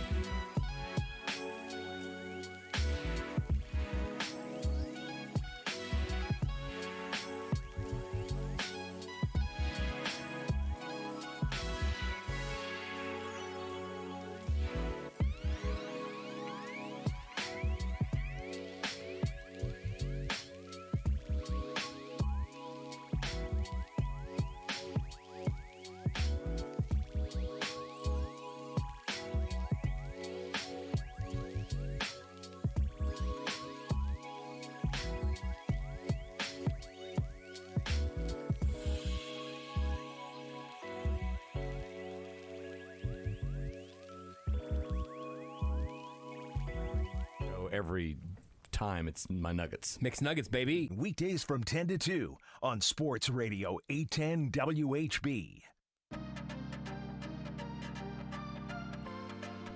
All right, so the SEC sticking with 8 games, not the 9-game schedule, which could be 4 teams of 4 if they went to like the 4 quadrants or whatever they want to call it. That you would play 3 every year, and then you'd rotate 6. You'd rotate the 2 from the other 3 groups, and then you'd have home and away, and then the other 2 the next year. So then every 4 years you would have played at somebody's stadium. Yeah. So every 4 years you would have played home and away. But basically every 2 years you're playing somebody. Yeah, every 2 years you're playing everybody. You're playing everybody every 2 years. Yeah. But if you go to campus and you play 4 years, you will play in every single SEC stadium. They are sticking with the 8 games. Now, it will be a 2-year, every 2 or 3 years, I think you'll end up playing everybody in the SEC. But they're also going to get rid of the divisions, and it's going to be just the best records and playing each other for the championship. Which, good luck to a lot of the teams that were hoping that maybe a year you could back into an SEC championship game. If a couple of other teams are down, that's certainly going to be a lot tougher. But they didn't do it because there wasn't money involved. I mean, it's that simple. Eli Drinkwitz wanted the 9 games. It's a competitive advantage, too. And it's, and they're not getting extra money for it. You can win 2 games in the SEC, in SEC play, and make a bowl. Yeah. 2. Yeah. Yeah. It's absurd at this point. You're the biggest conference ever, right? Mm-hmm. Ever. And you're the only one not playing 9 games. All to get College of Charleston, November 17th. All for that FCS Thanksgiving feast. Yeah, but I mean, you would miss the College of Charleston game if it wasn't on the schedule. I mean, come on. I mean, and look, you can still have your FCS game and have a 9-game schedule. Big 12 teams play FCS games every year. I don't know the money. I mean, you'd probably save money, right? Not having to. You'd make more money with another conference game and not having to every year pay $500,000 to an FCS team just to go beat them. If their contract was up soon, they'd be playing 9 games next year. Like next year, year after that. If they were in a negotiation right now, they'd be playing 9 games. But the contract isn't up for another, 7, 8 years? When was it up last time? Why didn't they do it last time? Wasn't required, wasn't part of the. It was still the SEC. It's all a competitive advantage thing. That's what it is. Still part of the SEC. But if they were going through a negotiation right now with a TV network, they'd be playing 9 games. They'd be playing because they would get a lot more money than what they're getting in a TV deal to add in that extra game for all of these instead of playing the non-conference games, which can go to maybe another network or whatever. Now you're limiting non-conference games, which you might play against another team that they could have that home game against your conference team that's going to be on a different network. Well, now we have 9 games, so we've eliminated one of those across the board with all 16 teams, and it's going to be on our networks. We've got more inventory. We can charge more. But they're not getting extra money from ESPN by adding a game. There wasn't anything in the clause of where ESPN's escalator happens if they go to 9 games, then you get this X amount of money added onto it. It's not there. So there's no reason for them to go to 9 games, and you talk about it being a competitive advantage and stuff like that for trying to make the playoff. It absolutely is. Brett McMurphy tweeted this out. Next year, this is 23, right? Yep. So it's still Big 12, still OU in Texas. Teams playing at least 10 Power 5 opponents in 2023. The Big 10, out of 14 of their teams, how many of them are playing at least 10 Power 5 opponents? I think it's every one of them, right? 13. I don't know who isn't, but it's 13. Because I thought maybe they had a rule of one of their non-conferences had to be like a Power 5 I don't think they have that rule. I don't know if any of those other conferences that play 9 games have that rule. I know SEC does. Mm-hmm. So 13. Big 12 out of their 14, counting the new ones coming in, how many are playing 10? So basically, it's 9 games and one more non-con at Power 5. I'll guess 10. 11. Okay. Pac-12.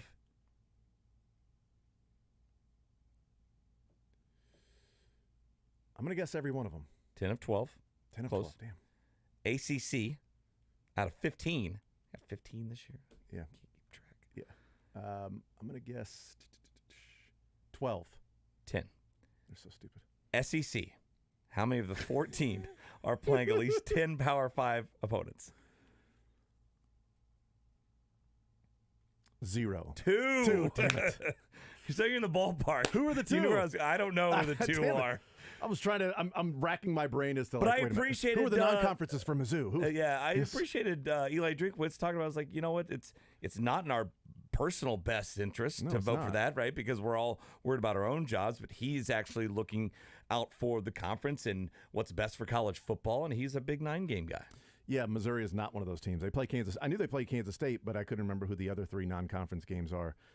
South Dakota, Middle Tennessee, and Memphis are the other 3 non-conference games. So is it like maybe a Florida who has maybe a game against Florida State every year, and they've got maybe one more against it might be Big Ten team or something like that. One of those natural that Georgia Tech, Florida State, South Carolina Clemson, those games that are the rivalries that are outside of the conference. So maybe it's one of those teams that could be one of the 2 that has that. But yeah, that's interesting. That is fascinating because And there's it's so much. Once the playoff comes, it's going to be so much easier to make the playoff now, to where there's no reason not to. Well, also, you're essentially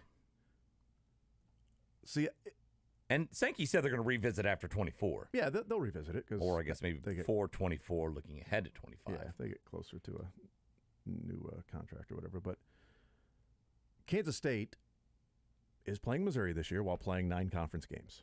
No, 8 conference games. 8 conference games, yeah. Sorry, you don't. Kansas State. I thought you were talking about Missouri. Yeah, gotcha. No, Missouri's playing 8 conference games, playing Kansas State. Kansas State's playing 9 while playing Missouri. So that's obviously, as you talked about, 10. I don't know. Does that game happen if Missouri then goes to 9 conference games? Do they drop Kansas State as opposed to Memphis, Middle Tennessee, and South Dakota? The SEC, and they just dodge competition. They want to keep the. They want to keep the reputation. Well, that's what I would wonder is, because they've got the contracts with Kansas, they've got contract with Kansas State, but do they enter into those contracts in the future with teams that it's like, oh, it's awesome to see Kansas State? I would hope they would be like all the other teams and all the other conferences. I would hope they would still do those big. I would hope so too. Home and home, games with other big boys, and like I said, when it expands to 12 and hopefully beyond, there's you before, right, when it was at 2, right, or even at 4, unless you're an Alabama, Georgia, OU, Ohio State, there was no incentive, and if you wanted to make the playoff, there was no incentive to take on a big boy, right? You lose, your margin for error is probably gone, like unless you're one of the big boys, and so now there is. So there's no, you can lose in a marquee opening night game on August 31st, right? If you're an Oklahoma State and you want to take on a Michigan or something like that, and both those teams like, we can lose this, we're fine, we can still make the playoffs. So because if you get that automatic bid by winning your conference, there's still a wire. You're going to have in this world, there's going to be some 3 lost teams probably making it as a wild card if you have the good enough resume. And so that's what I've always wanted to get to. College football be more like college basketball, where like Bill Self, Tom Izzo, let's go play in this Champions Classic each and every year, Coach. Okay, whatever. Yeah. We'll go lose. It's fine. We'll had a good barometer for our team, and make some money in the process. K-State's playing USC to start the season off. I want to look at is the Lakers schedule out for next year yet? I want to see if they are playing on November 6th, to where if LeBron would be there. Right. It's in Vegas. It's in Vegas. It's not in L.A., which is where he plays and where his son's going to play. It's also not in New York, unless he's in New York. Then and it just depends on where the schedule might be. He's like the Logan, he's like the Roys of Succession. He can just get on a plane any time and go anywhere in the world. He's just fine with it and be home by dinner. Is Kansas State going to be playing in front of LeBron James? It's their first game. Let's see, when's the schedule release? Because I have to imagine if the Lakers aren't playing that night, he's going to be there for Bronny's first ever game. Yeah, so late July is when they will announce the schedule. And so what is November 6th? What date is that? That probably factors in. I don't know what days off during the week in NBA schedule usually See, November holds. 6th this year is going to fall on I thought it was Thursday for some reason. Monday. Like I said, it's a Monday. Is that a common day off in the NBA? I have no idea. Yeah, sure. But if you're LeBron James, you take a lot of days off. So maybe that's just one of them. Right, but if you're off, do you then get to like it's a load management? I'm not going to be there. But I'm not there. going to be here with the load management. Last year, they started the season, let's see, Start in on October. October 18th. Yeah. And, they played November 7th last year. That was a Monday. Yeah, man. Man, oh, man. Oh, no. When you look, did they play the 14th and the 21st, the 28th? Did they play all the Mondays? You know what? Let's go through this They right played now. all the Mondays? In the month of November, they played 2 Mondays. Okay, so November it's a 7th coin and 28th. flip. Yeah, it's a coin flip. So you never know. He might be there. They played no Mondays in October. It's possible. In December, they played 1 Monday in December. So that's only 3 Mondays they played in the in 2022 last year. Is I'm already Braun petitioning for us be to there go for Bronny? to that game. Oh We'll yeah, go cover it. Absolutely. You got to go and cover it. Find a way to be there. It'd just be a couple weeks before. When's Germany? I've lost the date already. It'd just be a couple weeks before Germany. I was looking. I'm like, man, that would have been pretty cool if the Chiefs and the Raiders would have been that week, like November 6th. Stay for an extra day. It is actually the day before Germany. No, Germany's the day before. Germany's November 5th.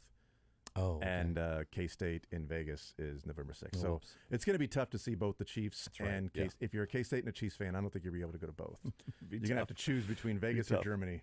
But you never know. If you're in Game of Thrones, you'd probably make it, in a couple of hours. That Raven can fly faster than any Less jet than ever invented. That's right. Less than a day's travel by horseback. Apparently, you can get there.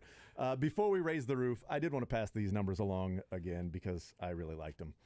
So we talked about the NFL kickoff return rule and the touchback rule, and Dave Tobe not happy about it. He's going to be aggressive though, and He says there could be more returns. I just don't see that. Yeah, we'll see. We'll see. I could see games where there's not. Most games just not a return, not one return. I think he'll have to explain to me the logic behind him being frustrated that the strategy is out of it, that they would be able to kick the ball high to where your coverage team can get down there to make a tackle, or you can get a turnover or a penalty to set them up in a disadvantageous position for the other team, and then say, "No, we're going to return it though. Yeah. We're going to return it when it's our turn."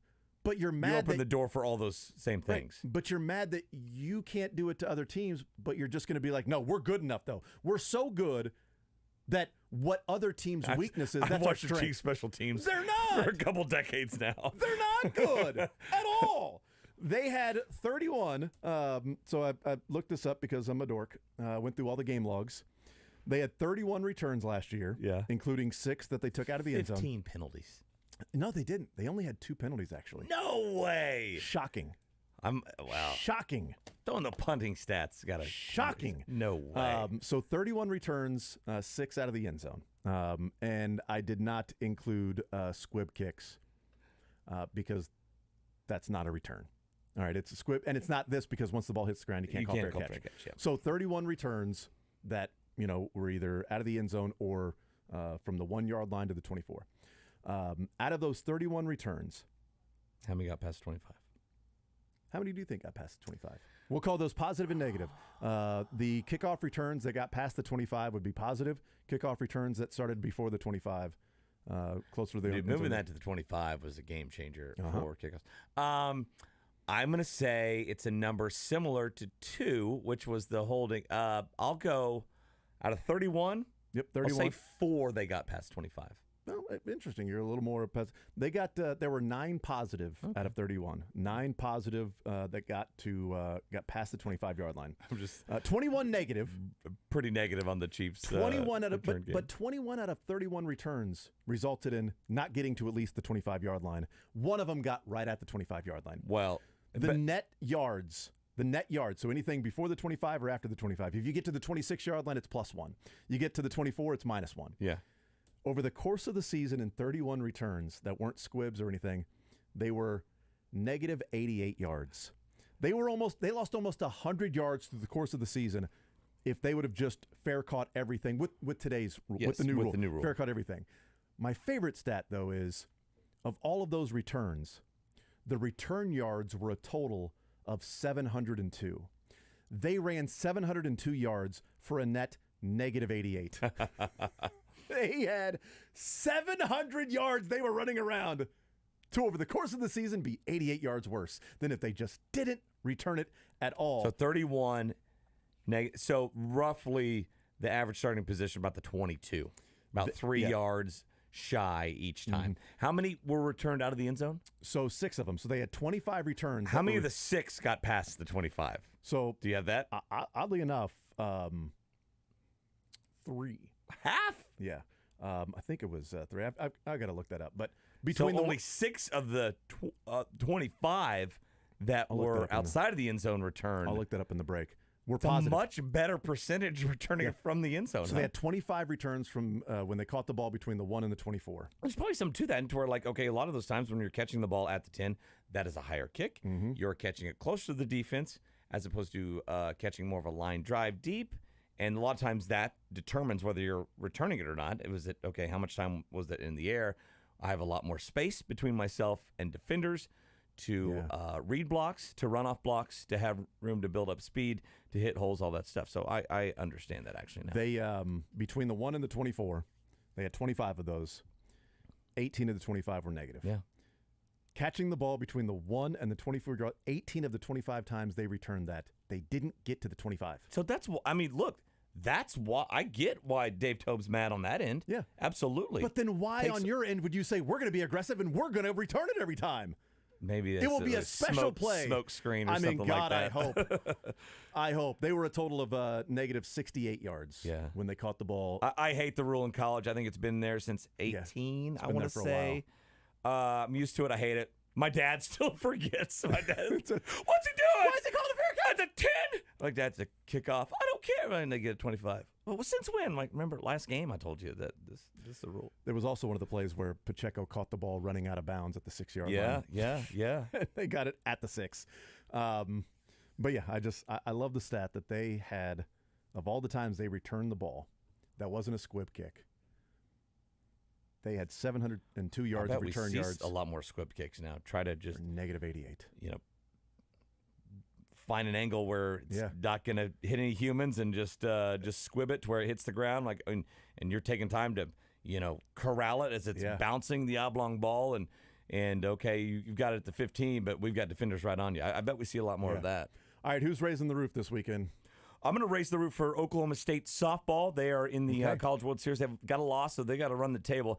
It sucks that their rival is Oklahoma. A lot of times they are quite literally one of the top 3, 4, 5 teams in the country. A couple years ago, they were the second best team. I mean, they're the number 6 overall but seed. They were only the second best team in their state. That's right. They were number 2 in the country and their state. They were. And so it stinks. It's the same with Oklahoma State football. Like it sucks that your rival happens to be one of the most storied programs in the history of the sport. But you wouldn't have to play Oklahoma until the actual World Series because you're on the bottom half of the bracket. But they're in the World Series. Yep. Until maybe the championship. So you would have to play Oklahoma in the championship series. Yeah. So you're in the bottom half of the bracket. They're in the top. And look, it is quite possibly the greatest Oklahoma team ever.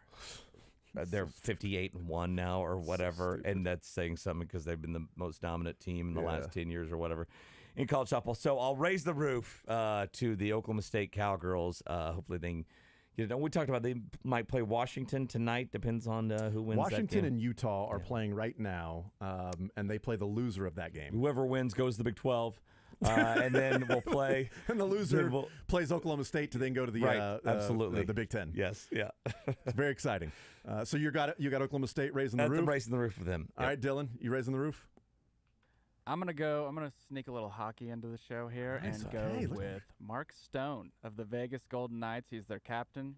He was there originally during the first attempt at the Stanley Cup, in which they lost.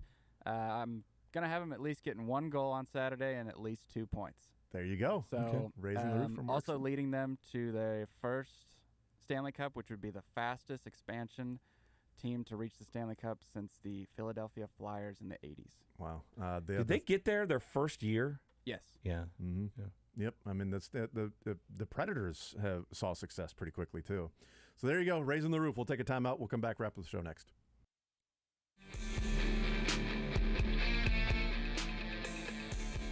Shamrock Roofing and Construction, Kansas City's local, residential, and commercial roofing contractors. One call does it all. Call them at 913-850-6556. Visit them online at shamrockroofer.com. Shamrock Roofing and Construction, one call does it all. I love my collection of autographed jerseys, and there's only one place I trust to frame them perfectly. Art and Frame Warehouse at 92nd and Metcalf. Art and Frame has the largest selection of custom framing options, the best customer service, and the best prices in Kansas City. Plus, mention my name, and you'll save even more. Locally owned and operated for almost 20 years, Art and Frame Warehouse specializes in jerseys and sports memorabilia, and all their work comes with a lifetime guarantee. They even delivered and installed all of my jerseys. Visit framekc.com.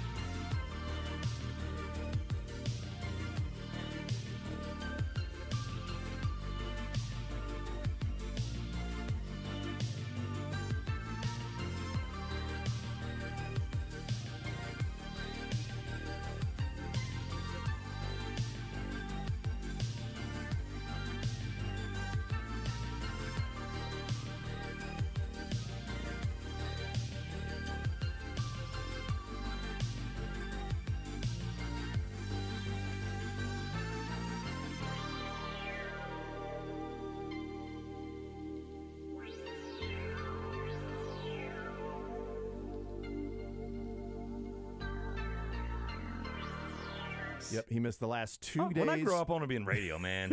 Yeah, right. And I want to be in radio. Don't put me in that category. He missed the last 2 days of that first week, and then the last 2 weeks, full weeks, and is going to miss Monday next week.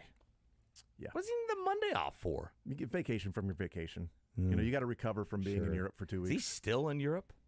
Yeah. He texted me back last night at 2 a.m., so I figured he must be in Europe. Yeah, because he had probably just woken up. Yes. I always he had a text picture him, yesterday of the Eiffel Tower, and he said this is like 2 Wimbanyamas stacked up. It's like size of 2 Wimbanyamas. Yeah. I can't say Yama. Wimbanyama. Wimbanyama. I've said Yana so long. Wimbanyana so long. Yeah. It's hard to say Yama.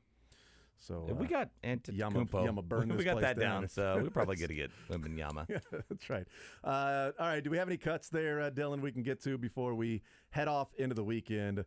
Let's hear what's happened over the last, month since Josh has been gone. Just throw those all together in a hodgepodge of sound bites. Go right ahead, Dylan. I'll just sit back and let you take it away. When you graduated? You didn't get a car? My folks didn't have the cash. You didn't get a 69 Camaro? Well, I don't know. I was 20. They probably figured I had everything. I got a request to go buy the beer for the grad party. Curtis, apparently a 20-year-old graduate. Was he for real? I don't know, but it was funny. We're coming to your city. You've never stood in line with this guy, Joe. I don't know. Maybe I have. You Joes have been close to me. Yeah. I've been to all the Joes. I bet you have. True story. I bet you're right. But he's 100% wrong. He makes you believe he's 100% right. I love that from Nick Bolton about Brian Cook. He's 100% wrong. He makes you believe he's 100% right. Yeah. I love that line. I thought you were talking about Seren. And us. And me. Gary Dieter just texted in and wants us to talk about the Yankees. So, well, did you respond to that? Move to New York. Wow. Marco doesn't know what the Porky Pig. Where did you cross? Where did you cross paths with Chico? Look up a picture of Porky Pig. I met him. Chico. I mean, was it like like this guy will drive around with no pants? I mean, was it? No. I had no idea about that. No, that kind of wild. I could see Nate doing that. Why could you see Nate doing that? What is it about Nate, the Porky Pig? Seren, I love you, and you always kill me with your truth. Les Norman loves Seren. But what's the uniform? Kit. It's a kit. What if you're getting ready to play a game? What's that called when you prepare? Like, on Tuesday, you get ready for the game. Prep on Saturday. work. No, it's like... It's not practice. It's... I watched Ted Lasso. I should know this. It's a workout. No, I don't know. It's training. Training. There we go. And if somebody's back from injury, what are they? They're... healthy. No. They're able to go. No. They will... Something that I am not, and he is not. Skinny. Todd is not. Skinny. Fit. That's so good. They're skinny. He didn't know any of those terms? No, he did not. It was great. There were a whole lot more that they were quizzing him on. Like, okay, what the standings? What's it called? I don't know. It's table. No, this is a table. This is a table. They had a big lit up thing behind them. They had the new logo flashed up on the wall. Sandstorm was playing. They didn't do that, but there was some smooth ass jazz playing down the line, wasn't there? There was. It wasn't NFL schedule release quality, but it was a big deal. Smooth ass jazz. All right. Any other ones before we head off into the weekend? Corporate Nate puts his tie on. Oh yeah. I like St. Louis. Just the same as Kansas City. They're both fine cities. I like toasted raviolis. And he's lying through his teeth. I dip my toasted raviolis in barbecue sauce, and it's the best of both worlds. I love it. Boy, oh boy. He's trying to play both sides of the state because he's got the apple and fox suits breathing down his neck. Yeah, he's walking that fence. He's leaning one way, then the other. Wishy-washy. This guy the other day said, I think toasted raviolis might be as good as barbecue. I don't know. Like, what the hell's wrong with you? Saying that. Got some brown lips working. He would have the time of his life in East St. Louis. Actually, I think we all have at least one time. I don't know. I'm sorry. Petro's next. Low testosterone affects many men today, even men as young as 30. But finding someone you can trust for quality low T treatment isn't so easy. This is Jeff, the CEO of Promenic Restorative Men's Health, and that's why I am pleased to announce the opening of Heartland Men's Health right here in Kansas City. Because as a Promenic affiliate, Heartland Men's Health has the